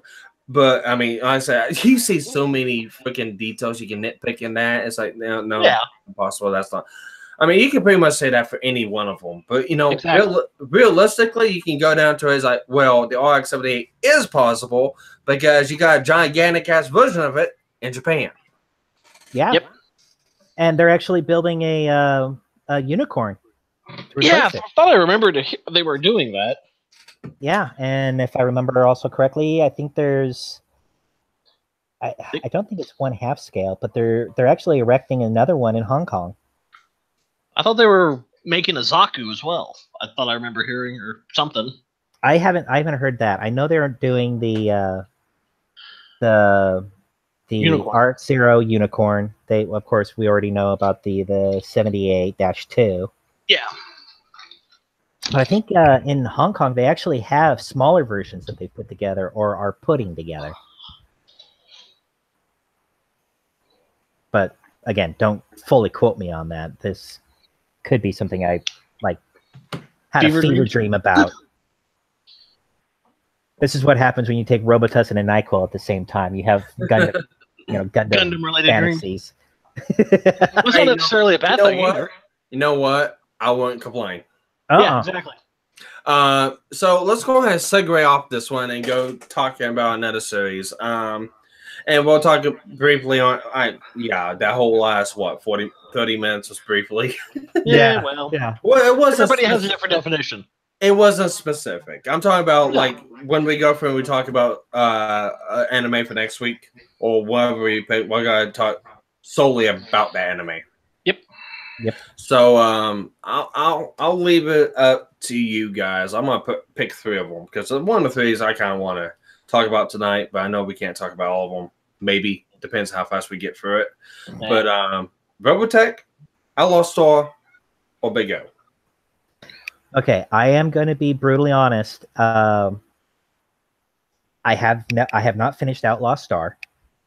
I started watching it. I caught like 4 episodes before my buddy who had it, moved, and haven't seen it. And Big O, I've caught bits and pieces, but I have not seen the whole thing. All right. Well, don't boot me. I'm not gonna beat you. But I will say this much. Well, I guess we'll go ahead and talk about Robotech. But on Outlaw Star, have you got into the episode where Jane pulls out the caster gun? Yes, he pulls that out in episode 1. Yeah. Well, it's been a while since I've seen it myself, but I have seen all of them, including the episode they decided not to air on Tenrei. Yep. The only episode that never aired on Toonami for good reason. Yep. KG the cat. It's worth watching. Yeah. Well, don't worry, the pussy's gone, so we can talk normally now. I gotcha. Anyways, no, Outlaw Star. It's definitely worth finishing. Yeah. I was gonna say I gave you the link to that site. Yep. And it has it on there. The only thing I don't like about Outlaw Star is that they were going to make a second version of it, but never got around to doing it. Actually, I think it was a movie they were going to make.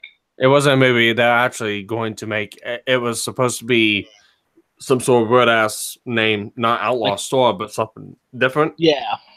But the journey to find the galactic ley line and the journey that Gene and his makeshift crew that finally gets together takes is by far one of the most intriguing and interesting by far. And what I mean by that is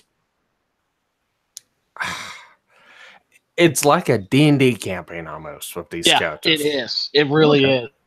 Because you got to look at it. You got Gene Starwind, which is a lazy, slob, good for nothing outlaw that lives occasional night out, cough, cough. Occasional nightly nights out.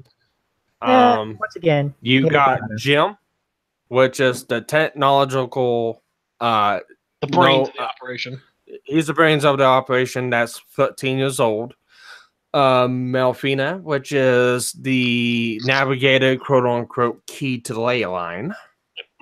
You got Asia, which is Clan. Yeah, which is the badass transforming Catwoman, which you only see her transform twice during the entire series. Yep. Okay. And well, let's put it like this: if you had a choice between pissing off Cadunt or Asia, piss off cadets. Yeah, you might survive with all your limbs. Yeah. Copy that. And then you had the Twilight beautiful Suzuka. Twilight Suzuka, the beautiful samurai. Assassin. And well, yeah, that's right, assassin. And she is as deadly as she is beautiful. And then, last but not least, you've got Gilliam, the narcissistic, argumentative AI of the XGP. Yeah. I'm trying to think of the best way to describe it. God. Gene, you cannot do this. We got to get going. It's not Hal. It's not Hal. Yeah. It's a lot, it's a lot nicer than Hal. It sounds like trying to remember the name of the AI from Red Dwarf. Yes. That works. I know who you're talking about. God, I've got the whole. I've got seasons 1 through 9, like 10 feet away. It's like all you gotta do is reach over and grab the box and find what the fuck the name was. Oh God! But it's a journey and it's a trip. And Yeah. basically, throughout the whole journey and trip, they're either getting attacked, they're getting broke down, they're getting lost, stranded, or trying to make some quick cash. Yeah, or they get into trouble. Which again sounds like every D&D campaign ever. Yeah, true. And I mean, it's you gotta finish it. It's a really good anime. And honestly, the Hot Springs Planet Tenrei, it actually ties up a loose end or two. Actually, it ties up a couple loose ends because of the caster shells. Because that's the original reason why they went to that planet, was so Jane can get more caster shells. Because it's not, because you hear in later episodes from that one about the caster shells that go on this planet. But if you're watching it from the Tsunami version, well, what planet? Did I miss an episode? They just made that one disappear. I don't even think they played it on Adult Swim now that I think of it. Well, they know because there's too much boob and ass. It's Holly. Don't spoil it for them, Jesus. Red Dwarf. The AI's name is Holly. Mm-hmm. Yeah, that's right. Yeah, but you got instead that one. Of it being a hologram, imagine it being about maybe size of a teacup. The size of a Japanese teacup. 1.5 feet tall and about the shape of a Tic Tac. Okay. Yeah. And he has big old eyes and little robotic arms. And they're as cheesy as they look. All right, I'm definitely going to have to sit down and find it. Yeah, watch it. It's definitely good. And then as far as Big O, it's a good series. It reminds me a lot about Power Rangers because because the way the premises of the episodes don't really coincide with each other. As it's a couple of them do, but not to the extent of like an entire season would. Yeah, you know how most animes you go into it and it's basically you pick up where you left off from the last episode. These are it's not basically a full story arc kind of thing. It's more like the Monster of the Week kind of thing. Some of the episodes are, but some of them do call back to other episodes. Okay. And some of them do tie over into the next episode or two. They actually do that more in the second season than they do in the first season. And that's another thing too. You'll watch the entire first season and you love how the mechs look. You love how everything looks. It's got that rustic, antique look. It's got that dirty, drawn feeling to it. That dirty 30s kind of look to it. Yeah. Right. But when you transit, it's grungy, it's dark, it's not colorful. It's like a film noir almost. Yeah. But when they go But when they go to season 2, they clean it up. And it's almost too clean. Yeah. You can tell that it's went from hand drawn almost to digital. So it's kind of like going from Star Wars to Star Trek. Yeah. Pretty much. I mean, it's not that drastic, but you can really tell the difference from season 1 to season 2. It's like you watch a scene from season 1, and then you watch a scene from season 2, and you're like, when did they change? Yeah. But, I mean, the premise of it is, it's... the City of Amnesia. Yep. and nobody knows what happened 40 years ago. Yep. And basically, the end of it, I really wish that it had a different style ending. Yeah, that But last ending's it's one of those scenarios where you have to watch the ending like 3 times to figure out what the fuck just happened. you have to watch the ending 3 times and then rewatch the show 2 times. Yeah. Because, well, as you're watching it, what is the first thing that comes to mind when you're watching it? Not mech-based related or just story arc driven. What's the first thing when you see it? How it acts, how it goes through? Yeah. It almost seems like a soap opera almost. It's a film noir is what it's. Yeah. And basically the ending shows it to be that. Because how the episode started out was Act 1, Act 2, Act 3. And they go They're on, not called episodes, they're acts. they're acts. And when you go through and you're watching it, it's almost they talk into the third person. Especially when they're talking to themselves or they're thinking something. They talk in the third person. And the way everything goes, it almost looks like it's a stage play. But at the end of the show, it's revealed it is a stage play. And it's one of those weird shows. It's like it makes you really question the concept of what the show really was. But once you watch it and you see all the subtle hints and details, and then see what the ending is for what it is, it kind of makes sense. Not perfect sense, but makes sense. That's fascinating. Yeah, but by all, I mean, the best scenes in that is the robot fights. Oh, yes. I was going to say, you have to also admit, there's not really a whole lot of robot fights in that show. It's more, like you said, KG, kind of monster of the week kind of things. I mean, I'd say it one-on-one robot rumbles, but for the most part, it's Big O versus a monster of some sort. Like I said, you can compare it to any Super Sentai film or Voltron. It's the same premise as that. It's if Batman had a mobile suit. Pretty much. Cool. And with the most badass butler in anime history. That's not Black Butler? No, it's Norman. It's just basically think of a haggard Alfred with an eye patch. Okay. Who can wield a fucking minigun. Nice. Yeah, it's pretty fucking hilarious. Pretty badass. Yeah. You know which part I'm talking about, Sparky. The final scene before they come across the reincarnation of one of the robots from season 1. Yep, that's the one. Where Norman's like, "Please get down, folks," and he pulls out a fucking minigun. It almost makes you think of Mecha. Excuse me, is that an Uzi? I mean, just out of nowhere. Yeah, it's just like he's casually just talking about it, and he's like, "Oh dear." He just pulls out this fucking minigun and just starts gunning the robot down. Norman's one of those unique characters. Okay, he's a hellacious cook. He's a hellacious butler. He always does things to the spec on time. He does all the maintenance on Big O. He knows how to hook the thing in and out. And when it comes down to a pinch, you come up against him. Oh dear. Yes, he is one hell of a fucking badass. Oh yes, it is. It's worth watching just for that scene alone.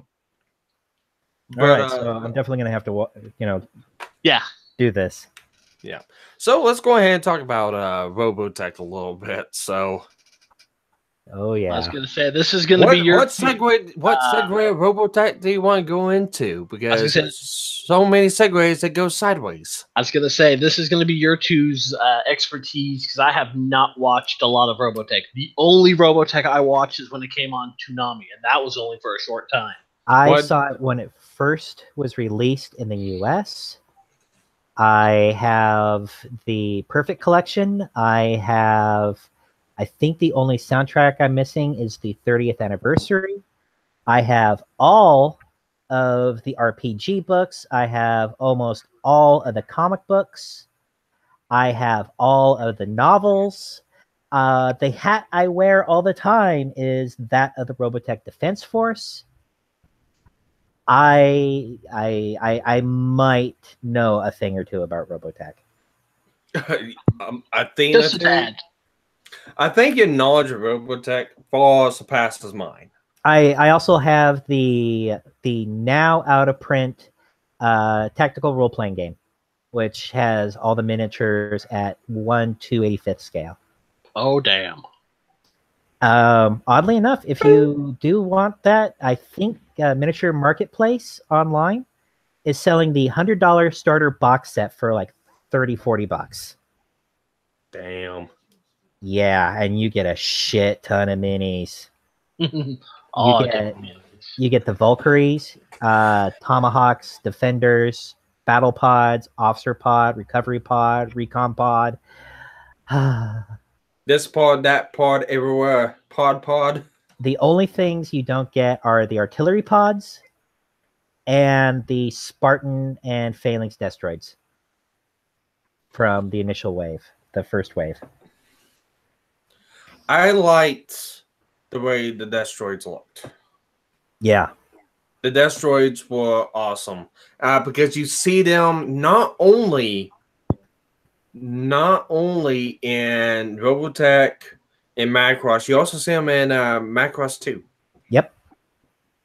And that's like one of the first scenes. You see these two pilots get into this destroyer, and he walks up and he goes to take a step, and it for some stupid reason, every time I see this thing take a step and it hits the fucking concrete, I think of fucking Bonaparte.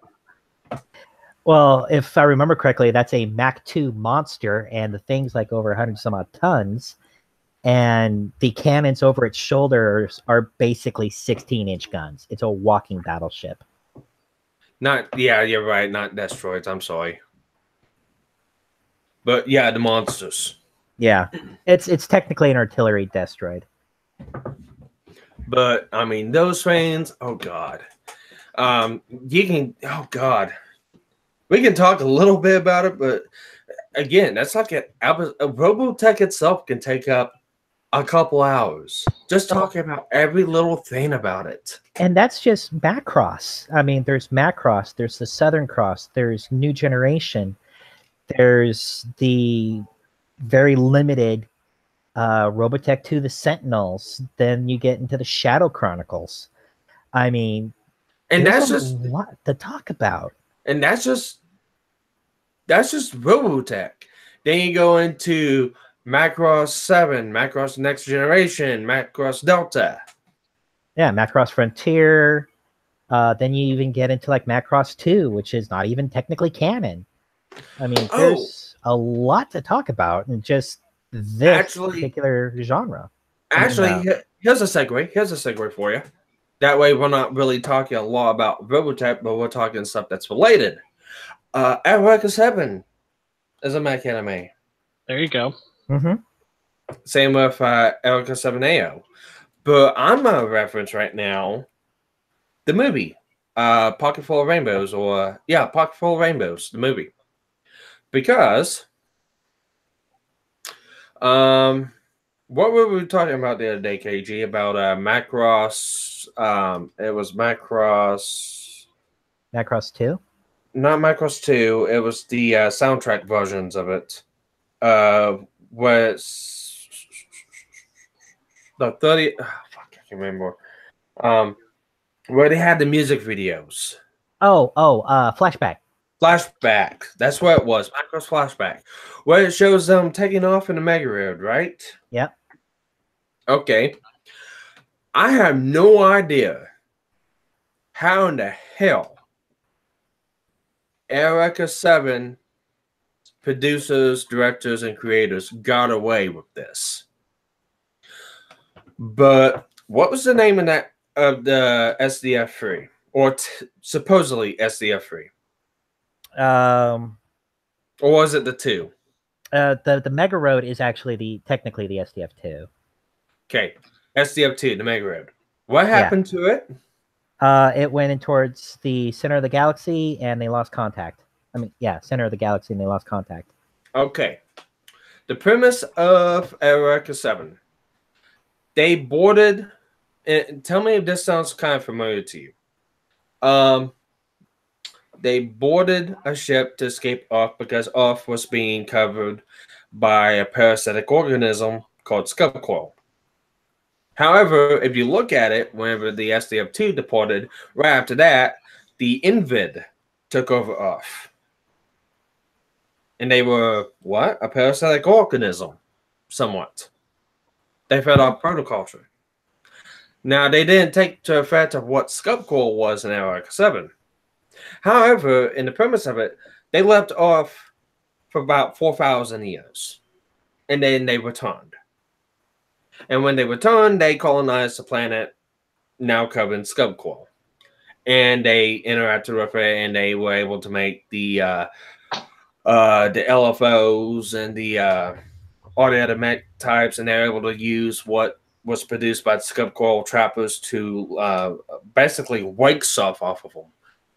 However, in the movie, they talk a little bit about the colonization ship. You know what the name of that colonization ship was? Mega Road. Mega Road. Nice. Now, it's not canon, and there's no hints but those two. But if you look at the similarities between that movie and then the events of Macross and Robotech, you got to kind of look at both the movies and the series to be able to get that concept of it. But if you look at that and compare the two, it's almost striking similarities. Because the time frame, well, not really the time frame, but you can kind of throw the time frame out the window because they left for 4,000 years. Yeah. And they came back. And then, a couple of things can happen in 4,000 years. Yeah. And politicians might change their mind. Yeah, well, not only that. That's as political as I get, guys. But no. What happened to the Mega Road in Macross? It disappeared. Yeah, nobody knows what happened to her. And the time frame of Macross so far only spans within 100 to 200, maybe you can even push 300 years. That's pretty much the time span from, Robotech Macross to Delta. You can span it within a couple hundred years. So you can actually argue, yeah, that Erica 7 could be canon to that. You never know. But it's just one of those fan plots that you can kind of think kind of a headcanon kind of thing. Yeah, because I got to watch that movie, and when I was watching the movie, I heard that. I had to rewatch it 5 fucking times to make sure I heard what I heard. It's like, did they say Mega Road? Did they say giant colonization ship? Yeah, because the Mega Road, whereas the SDF-1 Macross only carried 70,000. Yeah, only carried 70,000. I think, if I remember correctly, the Mega Road was supposed to be a full-blown colony ship. Yeah, she was supposed to be carrying like over 5 times that. Yeah, it was strictly a colonization ship. And really, they kind of showcased what the Mega Road was in Macross 7. Because the Macross 7 was supposed to be a sister ship to the Mega Road. And basically, the Macross 7 was a tow ship for the colony. Because it could detach from the colony and be able to use its main weapon and all that good stuff. Yeah, the actual attack carrier, like you said, could separate, transform into a robotic form, and use its main gun. Yeah, because it's kind of inconvenient to destroy half the city to transform to fire your main gun. Yeah, it's kind of uneconomic a little bit. It gets a little destructive, a little claustrophobic. Yeah, because I mean, fuck. They refined it a little bit in Macross, but in Robotech, it's like one of those deals that it just kept amazing you when you watch the show. Oh, a gigantic 1-mile long ship crash lands into an island. Oh, it takes them 10 years to rebuild it. Oh, it's got a gigantic ass fucking cannon on it, and it's this fucking long. Oh, it can fucking space warp. All of a sudden, you're in love with this ship because it does all these things. And they throw a couple final kickers in it. Oh, you can put two seafaring ships on it as, kind of docking carriers. Yeah. And to top it all off, hey, it actually transforms and looks like a gigantic ass fucking robot out of sheer coincidence. That's badass. It's one of those things you look at it and go, you know what? I'm down with serendipity on this one. Yeah, but it's always a constant battle with me between which one do I like? Do I like the SDF one from Robotech, or do I like the SDF one Macross from Macross? I personally like the one with the ARMDs. Yeah, that's the one. That's the movie version. Yeah, I like it too because it makes it look more symmetrical. Symmetrical, but it also has the detailing to it. It's not just 1980s drawn ship to look like a ship, but it's got more detail to it, and I love the aesthetic to it. And I loved how they put the emphasis in the show of it was actually supposed to dock with Armored 1 and Armored 2 because those two carriers were in the show, but they got destroyed in the first initial assault by the Zentradi. Yep. I mean they put the emphasis on it of it's supposed to happen this way, but different universes, different canons. Yeah. One thing happened, and then the other thing happened in both shows. I mean, I got to admit, one of the shots of any anime that at first I saw it blew my mind, and still does so today, is in Macross Do You Remember Love, the movie. The opening shot of all you see are these lights, this darkness and lights, and then you start seeing the Macross pierce the darkness, and you see that all what you thought were stars were the lights of this giant battleship. And the detail as she starts launching her fighters. Yeah, and it's just the detail of it. And I mean, that's like one of the best opening shots, even at the time of the anime being made. You gotta look at all that was hand drawn and animated, and it looks pristine. I actually had, at one point in time, I had the old VHS of the American version that was cut, called Clash of the Bionoids. That'll tell you how old that show was. I was a kid and I owned this. Yeah, because the movie was made in 79 or 80. I think it was early 80s. Because one of them was actually made in the 70s, I think. Late 70s, early 80s. I want to say. I might be wrong on that time date, but it's around that time. If anything, it's very, very early 80s. Because the way everything's drawn, the characters, the designs, you can tell. It's late 70s, early 80s. Just from the jumpsuits. Just the way the damn spacesuits have bell bottoms. Do You Remember Love was released July 21st, 1984. 1984. Yep. I was 9. I was a memory. Doing that shit. I was a twinkle in my dad's eye. I existed. You existed? Yeah. You're making me feel old. And then again, I did this one to myself. Yeah. Hey, well, I'm the second oldest here, so. Yeah. KillerGruv, you know what? It's fucking awesome. I don't care what anyone says. It's fucking awesome. I've always gotten along with people younger than me. People my age are, well, they're usually too stiff. Literally? Sadly, I have actually lost people I've known from high school. So yeah, literally. Oh, Oof. damn.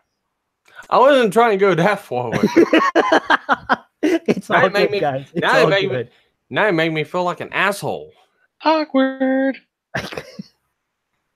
Nah, it's all good. Those that are important to me are still around. That's all that matters. Yeah, that's true. But it's like there's just so many fascinating points. I mean, that's one of the reasons why I like this model I got so much. It's you look at it and the portrait of it, it's in its full attack mode with the gun getting ready to fire. I mean, you look at it, you can see the energy discharge between its two main cannons. Well, Yeah, between no, the mandibles. The main cannon. Excuse me. Yeah, I mean that. And it's the scene. It's the first firing scene actually from Do You Remember Love? Mhm. And that's what this portrait's from. And yeah, I mean the fact that this main gun can miss the target and still kill the target. yeah, I mean it was on. Well, I don't want to say it's on par with the wave motion cannon, but it's up there. I mean, it's still one. What brings the folks and all, what's awe-inspiring is watching this ship transform from a ship, maneuver itself around, and you see this gigantic ass fucking robot. It's like that's fucking cool, and all of a sudden you see the two pillars come down and a fucking beam cannon from it. Yeah, you start seeing the energy jumping from side to side like some freaking Tesla coil. And then all of a there's sudden- no more anything. Yeah, exactly. That and the one thing that I liked about Macross Plus was that it had the SDF-1 in it. Yep. It had the Macross in it, but it didn't fire its cannon. And it wasn't meant to. It was meant to be hey, we know it's a Macross movie.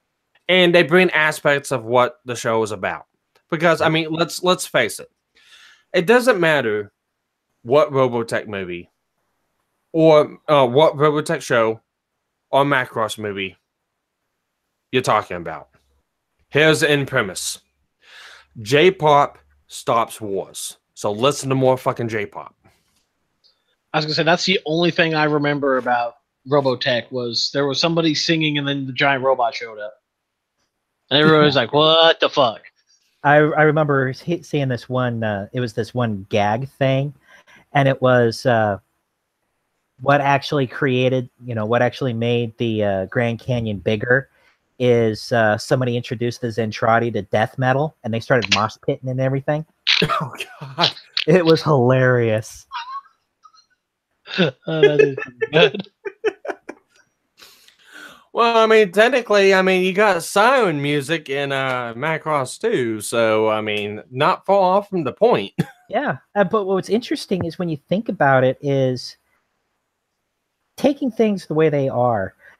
If Robotech, Macross, whatever you want, whichever series you want to refer to as, if the SDF-1 crashed on Macross Island in 1999, what music did we have in that time frame? Michael Jackson? Yeah, or gangster rap. Could you imagine some Zentradi, with the gangster lean in his pod? Throwing out, signs like, what up, yo? Oh, homie's in my parking spot. Next thing you know, squishes the car and keeps walking. Yeah, it's hammer time. Oh, God, could you imagine a Zentradi in parachute pants? You can't touch that. Nor would you want to. Oh, God, that's the source of nightmares. And I said it. I'm bad. You know what? There you go. There's an idea for your next Mech campaign. There we go. I'd be up for that. Oh, my God. You're also talking to a guy right now. It's like you're in your mech fighter and you go around the corner and you see a giant Zentradi in parachute pants. And then starts dancing to TJ. All of a sudden, he busts up two massive speakers and You Can't Touch This starts playing. I have done some crazy shit in my day, yeah. I mean, one of Ishtar's characters actually has a little Haro. He's a little pink Haro. Oh my god. Sumo. And Now, time out. Is this personality horror from Universal Century, or is this personality horror from Cosmic Era? Neither. I'm actually getting to that. She opens up. She has a Kyrios. She's about to hop in. This little pink Haro's there, bitching her out. And she's like, "What are you doing? This is mine." And he actually, this little, like I said, fits in the palm, comes up and goes, "Beach slop."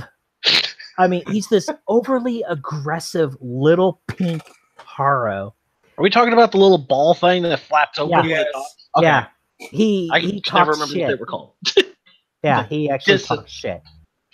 Haro. Yeah, he doesn't just say, "Haro kinky, Haro kinky." He was like, "Bitch slop." I mean, and he's got a real deep voice.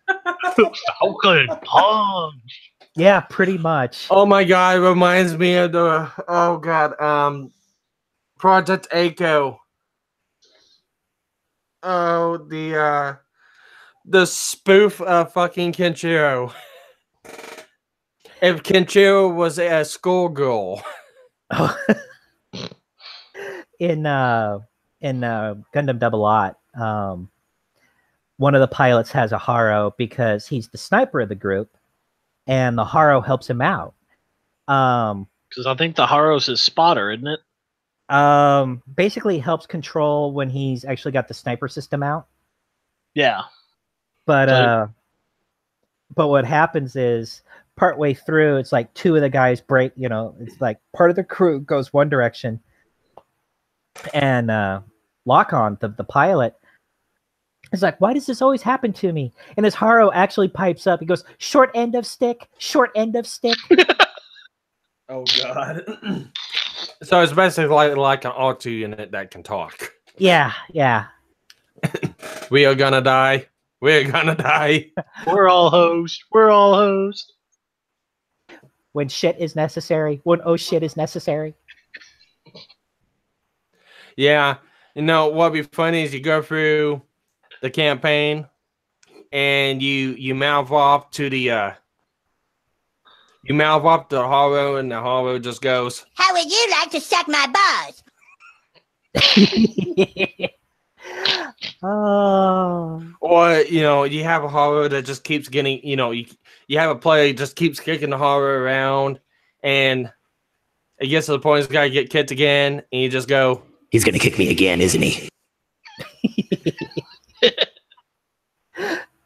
And then at the end of it, he just turns around and looks at you and goes, "All right, I'm gonna need you to do me a solid and not kick me anymore."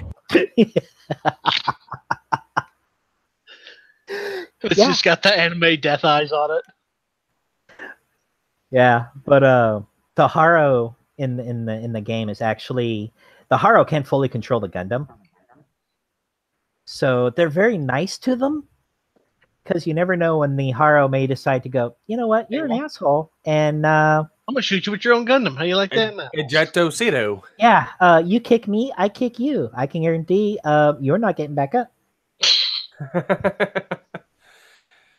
Oh boy. I've done some crazy shit with my Gundam games. Which is why we need to get in on it. I really wish we could. Yes. Hey, modern technology, hangouts, and hi Shell.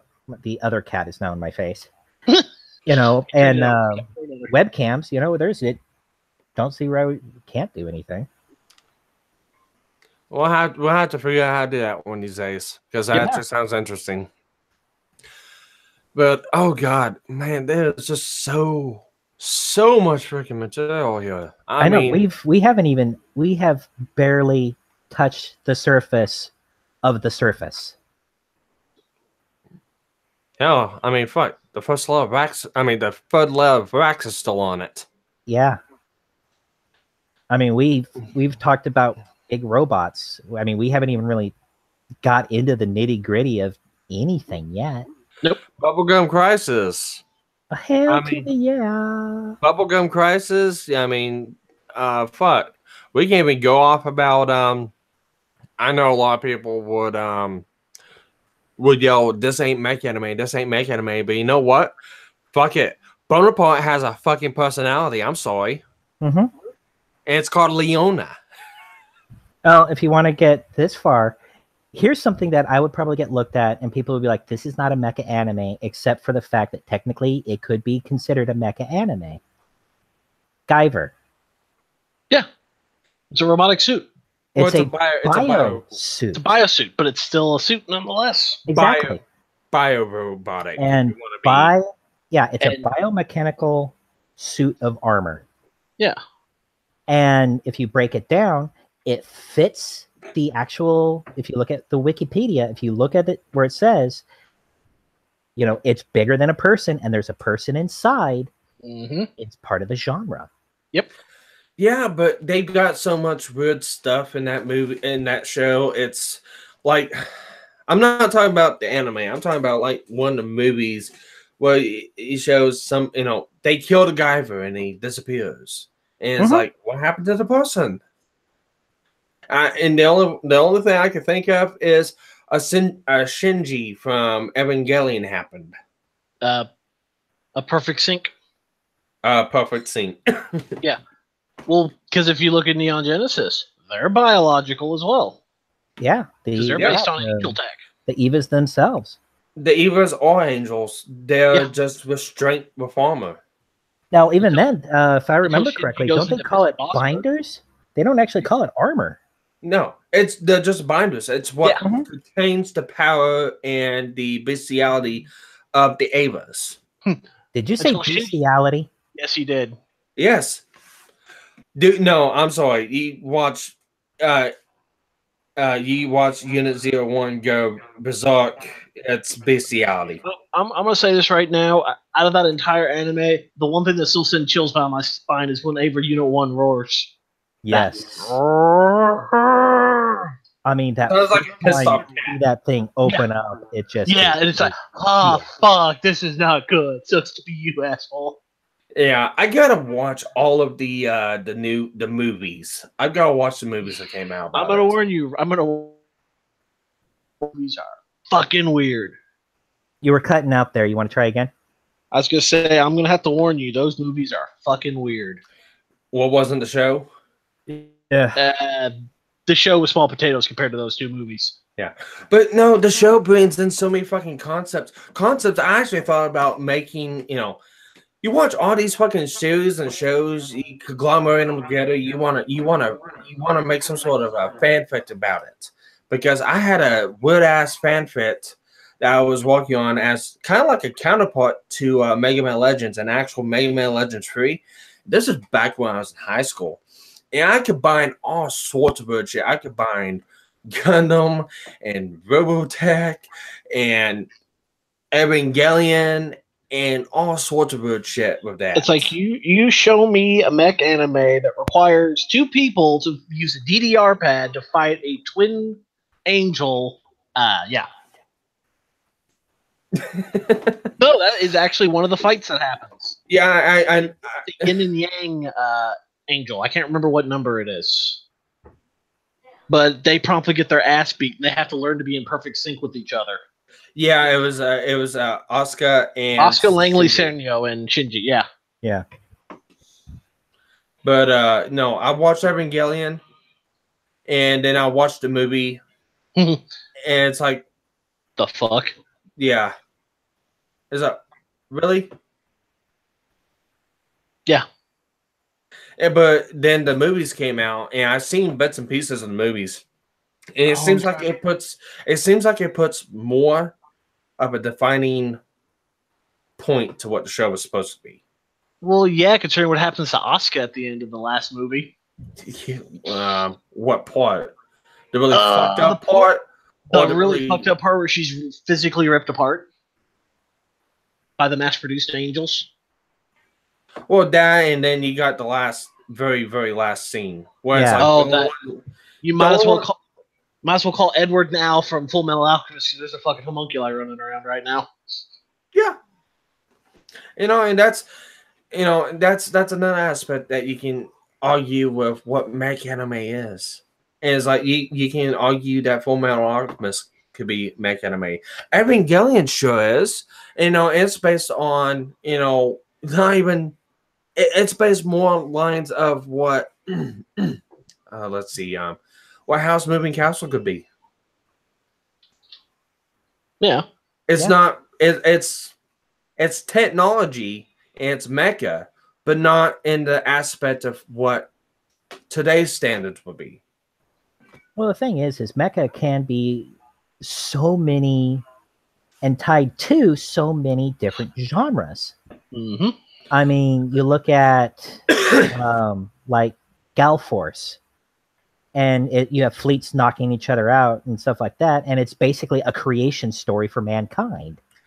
You brought up a good one a while back. Blue Submarine 7? No, Arpeggio of Blue Steel. Oh, yeah, yeah. That's a good one. And that's actually that floats on the line of a couple different ones. Because, you know, you got these advanced ships. Yeah, they're sentient warships.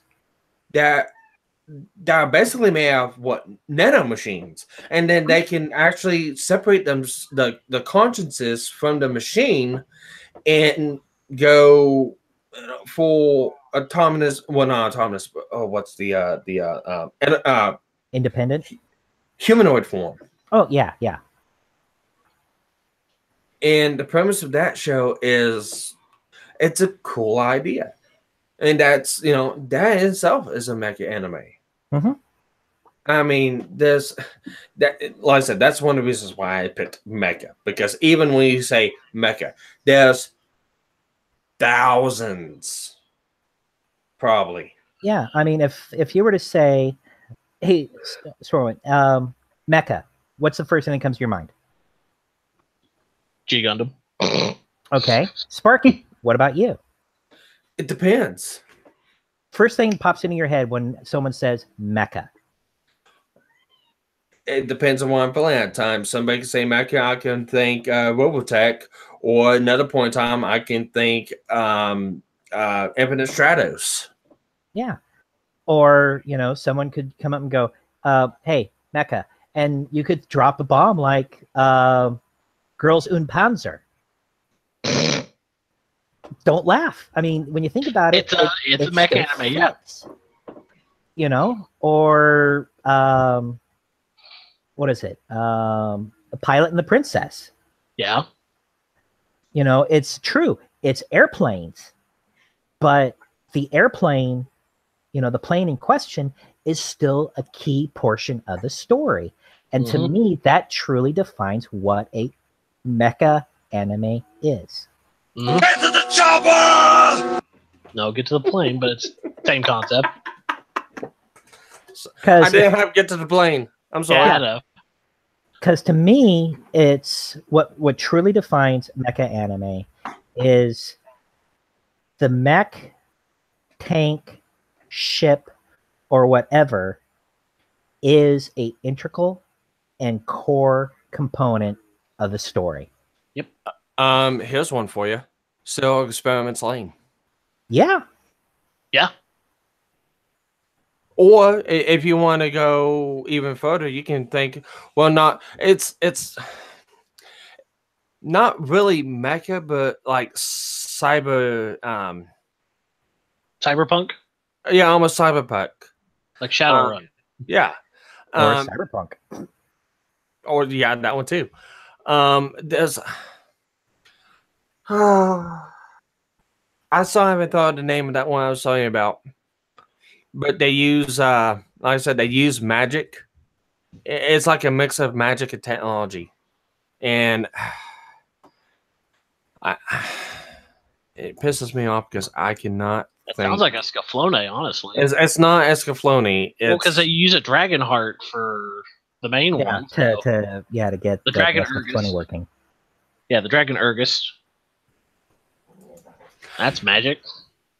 Well, it's more lines of if you mixed Bubblegum Crisis, Full Metal Alchemist, and Blue Seed. Hmm. A short I don't girl know. fighting bugs. Well, not really. Interesting. Oh, that brings up bit of another one. trivia. Blue Gender. Yeah, blue gender. Interesting bit of trivia. Do you know what the term bubblegum crisis means? You know what? I actually did at one point in time.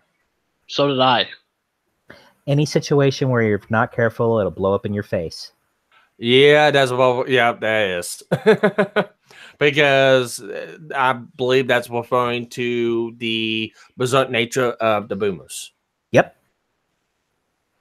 You got it. But I still like I told you, Sparky. I still have the VHS of of Crisis, Crash, and the 380 Police of the originals. Wow. Yeah, back when the VHS and a 45-minute video was costing me about $25-30 a piece. Yep. And when the RPG came out for that, I have two hard copies of each book, and I have PDFs of them all. I am diehard when it comes to my Bubblegum Crisis. actually, here's another one that pops up. Actually, I'm trying to find this one I was trying to think of. But like Air Gear could be considered a mech anime. Yeah. Air Gear and Accelerworld. Then you also have MD Geist, Yes. Maddox 01,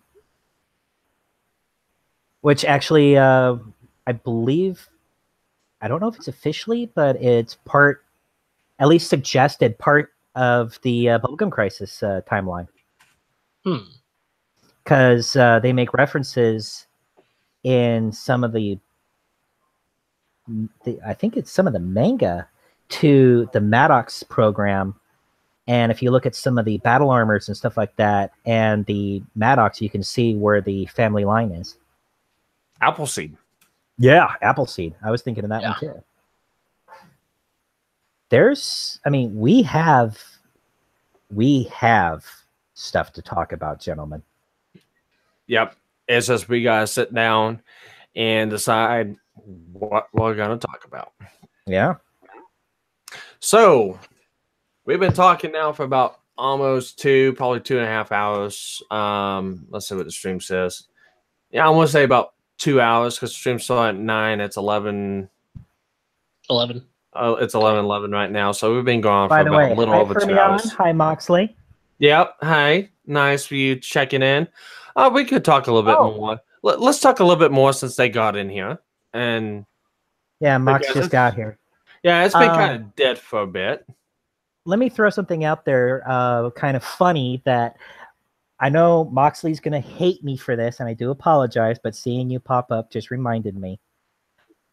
Did you know there is a D20 game based off of Pathfinder called Pony Finder?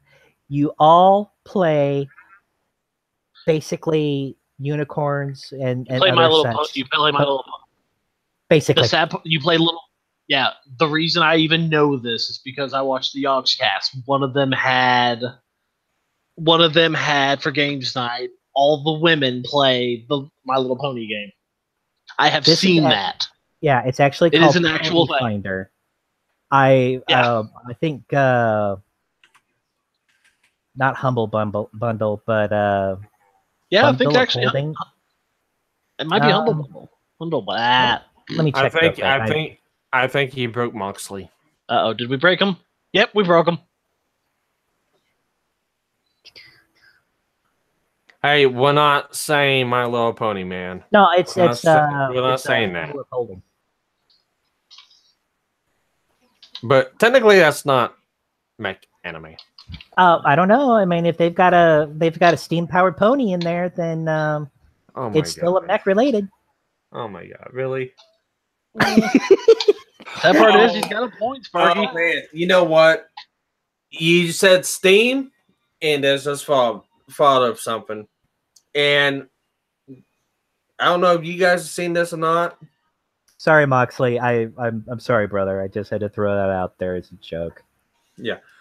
Steam Boy. Oh yeah. Yeah. Absolutely. Have you guys ever seen Robot Carnival? No. Oh, I've heard of it, I think. I don't it's think an I've heard of it. anthology of short movies that are all robot based. Ooh. Some of them are very artsy. Some of them are, you're watching it like, this is badass. Kind of like the Animatrix. But cooler. So like Halo Legends then. Yeah, and like I said, it's all, most of them are just, there's just music behind it, and that's what tells the story. I think there's one that actually has dialogue in it, and that one you just kind of look at and you're like, wow, that was deep. That was the thing. That was the thing that happened. Yeah. But if you get a chance to find that, I would highly, highly recommend it, because it is. I don't watch it very often because it is, and some of those snippets are that powerful to me. Huh. Then again, I also have a lot of memories attached to watching that with my first ex, so that's neither here nor there. Yeah. Is Mayonnaise a mecha anime?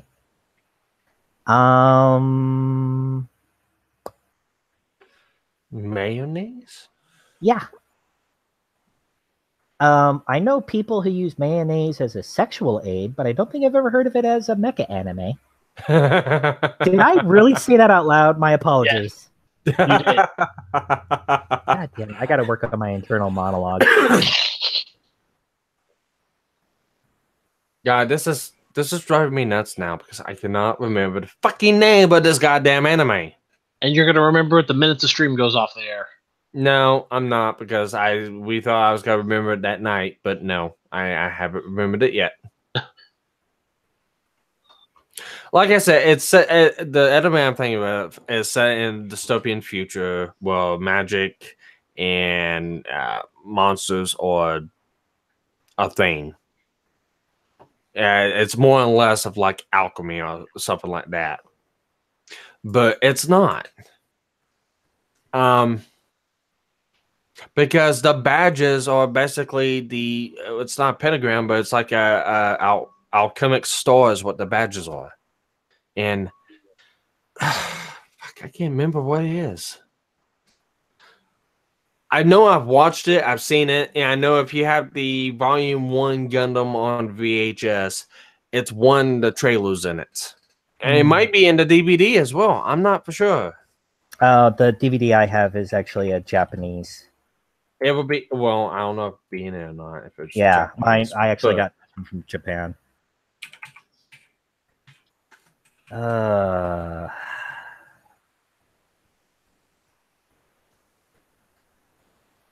But it's so frustrating because I can't fucking remember it.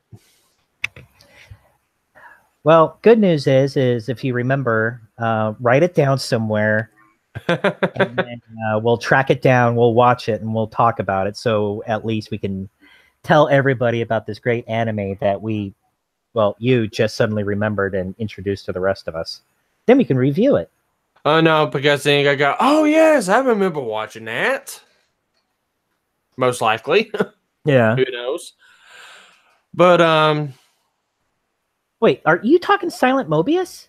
Yes, Silent Mobius. That's what it is. Yeah, Kia Asamiya is the guy who's behind that. Yeah, I know what you're talking about. It's the Attack Mystified Police Department. The AMPD. AMPD. See, I was thinking AD police, and it's like it's not AD police, but it's something like that. Yeah. It's Mecha Silent Mobius. That's what it is. Yep. Yeah. Because the long-haired redhead is a cyborg of some sort. Her name is Kitty Fennell. She is the dark-skinned one of the group. Mm-hmm. She lost her arm in a supernatural fight, and they gave her cybernetics at that point. Yeah. And yeah, then there was Katsumi Liqueur, who's the main character, who has the big ass super sword of death and destruction. Yeah, she's the blue-haired woman. Yeah. Yeah, I remember watching that, and it's like, you know, you can look at that. That could be, I think it'll be more considered more on cyberpunk slash dystopian future. Yeah, they other than like, because again, going back to the definition I said of key to the plot, they really don't have anything really like a a mech that I would classify as key to the plot. I would see it more as a supernatural cyberpunk. Yeah, yeah, more or less. But you know what? I actually got to think about something this whole time, and I'm gonna swing back over to New Dominion Tank Police. Okay. It could be considered a mech because of the end-all tank from the New Dominion Tank Police. The versatile mech.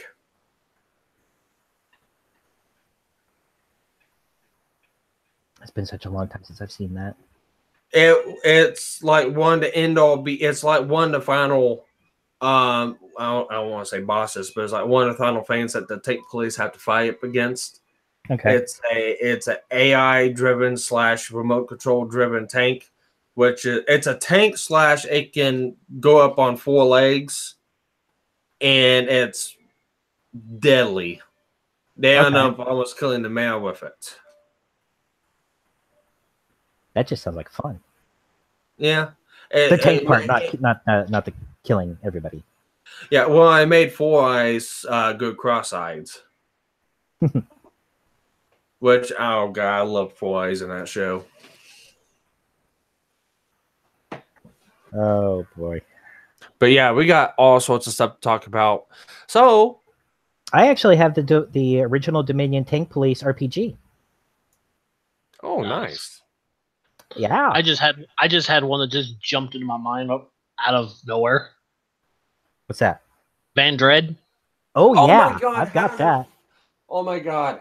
I can't believe I forgot about Van Dread. That's like one of my favorites.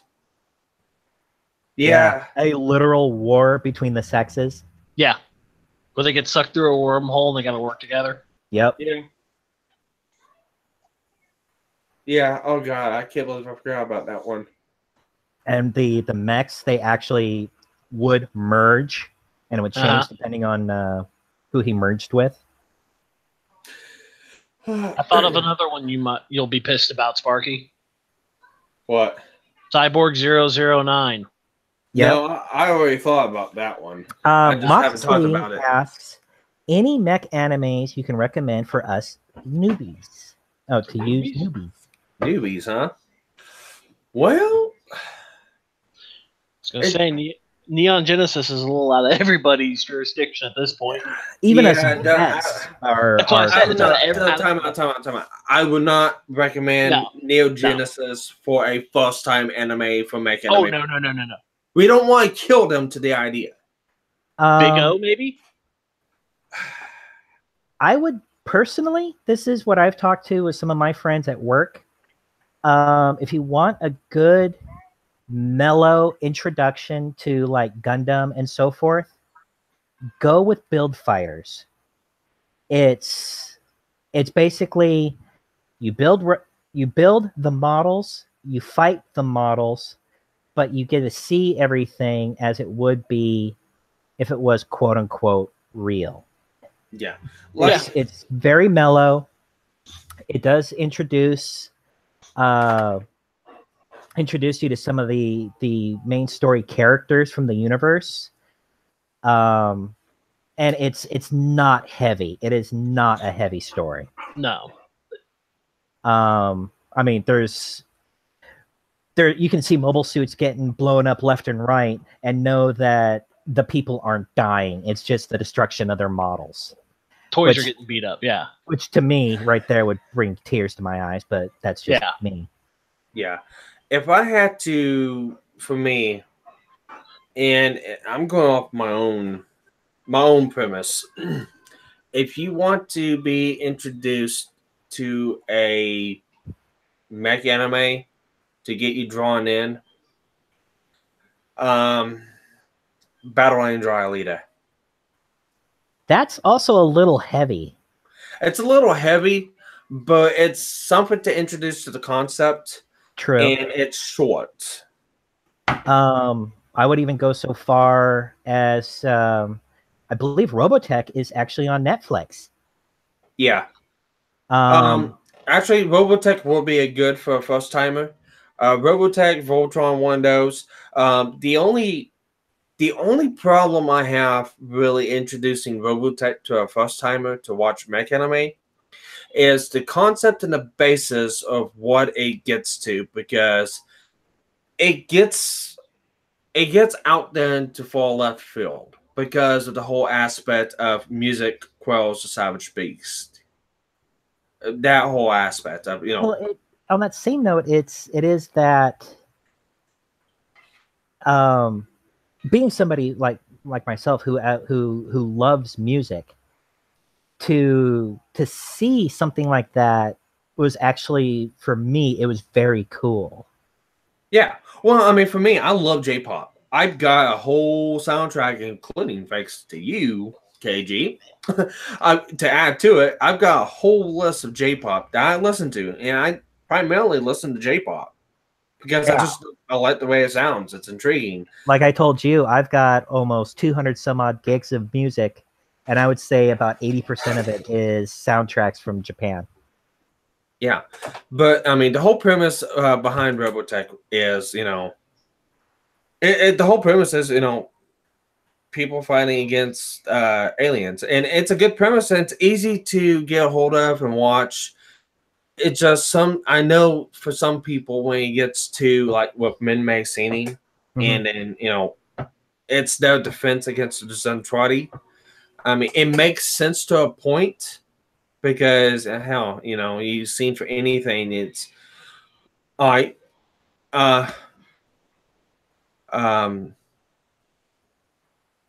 Back. Guardians of the Galaxy. Yeah. Look at Guardians of the Galaxy. There you go. But like for me, Star Blazers, aka Space Battleship Yamato, Robotech, those were the two anime that introduced me to the art form. So I started out very early on with, we'll call it what these shows are.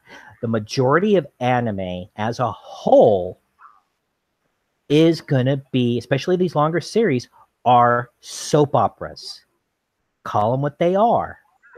Because you're dealing a lot more with the interpersonal interaction, the interpersonal actions and interactions with the people than the fly around and blow things up. Actually, you know what? I have to change my aspect on that one. I'm Blooded Orphans. It's hard, it's heavy, but it's got a really good storyline behind it. Yeah. It's got a storyline that will draw you in. And it's a really good introduction to a Mech Anime if you haven't watched one. Yeah, I'm trying to think of stuff that's like, because like Moxley does have access to Netflix, so I'm trying to think of things that are very, very easy for him. Would be very easy to just pop on, sit down, and binge watch. Actually, the Captain Harlock CG movie is on Netflix. Yeah, I'll admit, it brings a new look to what Captain Harlock is, and I gotta admit, that CG ship. Oh, yeah, the Arcadia. Oh, that's badass. I love the way they did the Arcadia in that CG movie. They take a different line to the bias of the characters and the story from what it's supposed to be. Well, when you think about it, though, there's the original, which was like 1978, which has no real ties to My Youth in Arcadia. then you have My Youth in Arcadia.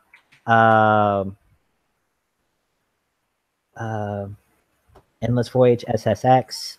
I mean, there's several different timelines of Harlock, so it's really hard to pin down which one's which. I take that back. I just found one from Netflix. I believe it's on Netflix.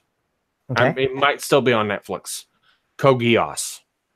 Yeah, that's right. You were telling me about that one. I haven't had a chance to sit down and watch it yet. Yeah, Koh Geass is one that is it's considered a mech anime, although it's not, the storyline is not heavily revolved around the mechs. They're used in it, but it's a good storytelling and it is a good anime. And it can be a good introduction to it.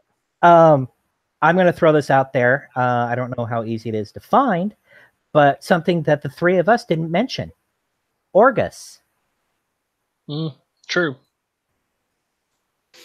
Now I'm going to feel like the dumbass in the group.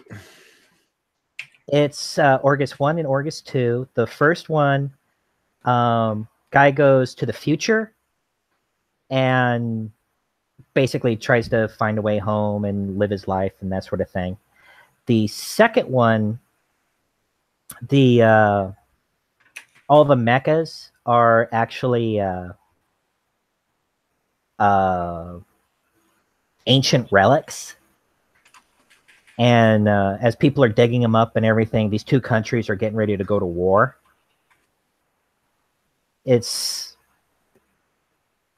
Sounds like Xenoblade.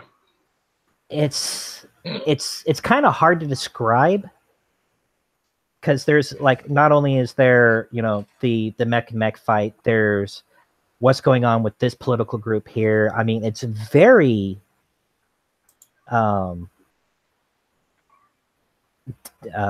involved story.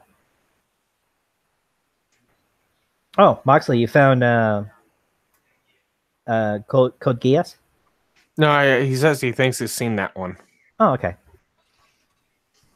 I mean, it's seen it or saw that it was on Netflix. Seen it. Yeah, it's a good concept because it's kind of hard to tell. Yeah, because I've seen the Deadly Sins are on Netflix, but I haven't seen it yet. Yeah. Another one is the new yes. Voltron. Gurren Lagann does count as a mecha. Yes. Yes. That is Gurren one Lagann of the does. paramount ones. Yeah, I mean that's For solely overkill. that's based around the mecha, because I mean the name Gurren Lagann is the name from, I mean it's the name of the mech. Yeah. But another one that'll be cool because I watched all of them and I'd recommend it is the new Voltron. I have not seen the new one. I've seen all the old ones, but I have not seen the new one. I'll tell you the exact same thing I told Antoine. It will not disappoint you, and it will actually make you look at the one that they had on Disney XD and go, huh, what a piece of shit. I don't mean to be that guy, but we need to wrap this up because in about a half hour, yours truly has to be in bed or I'm going to be a dead man. I was supposed to be in bed a half hour ago. All right, so we'll go ahead and wrap this up. There's one loose end we need to take care of. What are we going to talk about next week? Starwind brought up a good point, and someone tells me it's something that we've talked a little bit about. And if we talk about anime, I want to talk about anime that we don't have to go too far in depth with. I mean, like in multiverse and multi-episodes. Vandred would be a good one to talk about if we all know what the premise is. I know the premise. I've got the DVDs around here somewhere. I haven't watched them in freaking forever. But you've seen it. Yeah. And same with you, Starwind? Yep. I've seen it, but it's been a while. I've seen it. It's been a while too, but I also memorized that show, so it's not that hard for me to remember, conjure something up from it. So, and we have a week if we have it to sit down and watch it. So yeah, I'll at least catch up on some of it, or just get caught up on lingo. Yeah. So next Tuesday, we're on the same time, 9 o'clock Central. For UKG, it's 7 o'clock Pacific. Yep. Yeah, Pacific. Anyone on the East Coast, it'll be 10. Oh, yeah. We'll be doing Mech Anime Tuesdays again, talking about Van Dread for episode 2. So with that, I want to thank KillerGruv and Starwind for joining me. And with that, any closing words that you guys want to do? Stomp them cities and party on. And don't forget your final move. Burning finger. Erupting, burning finger. All right. Actually, technically, mine would be Gaia Kasha.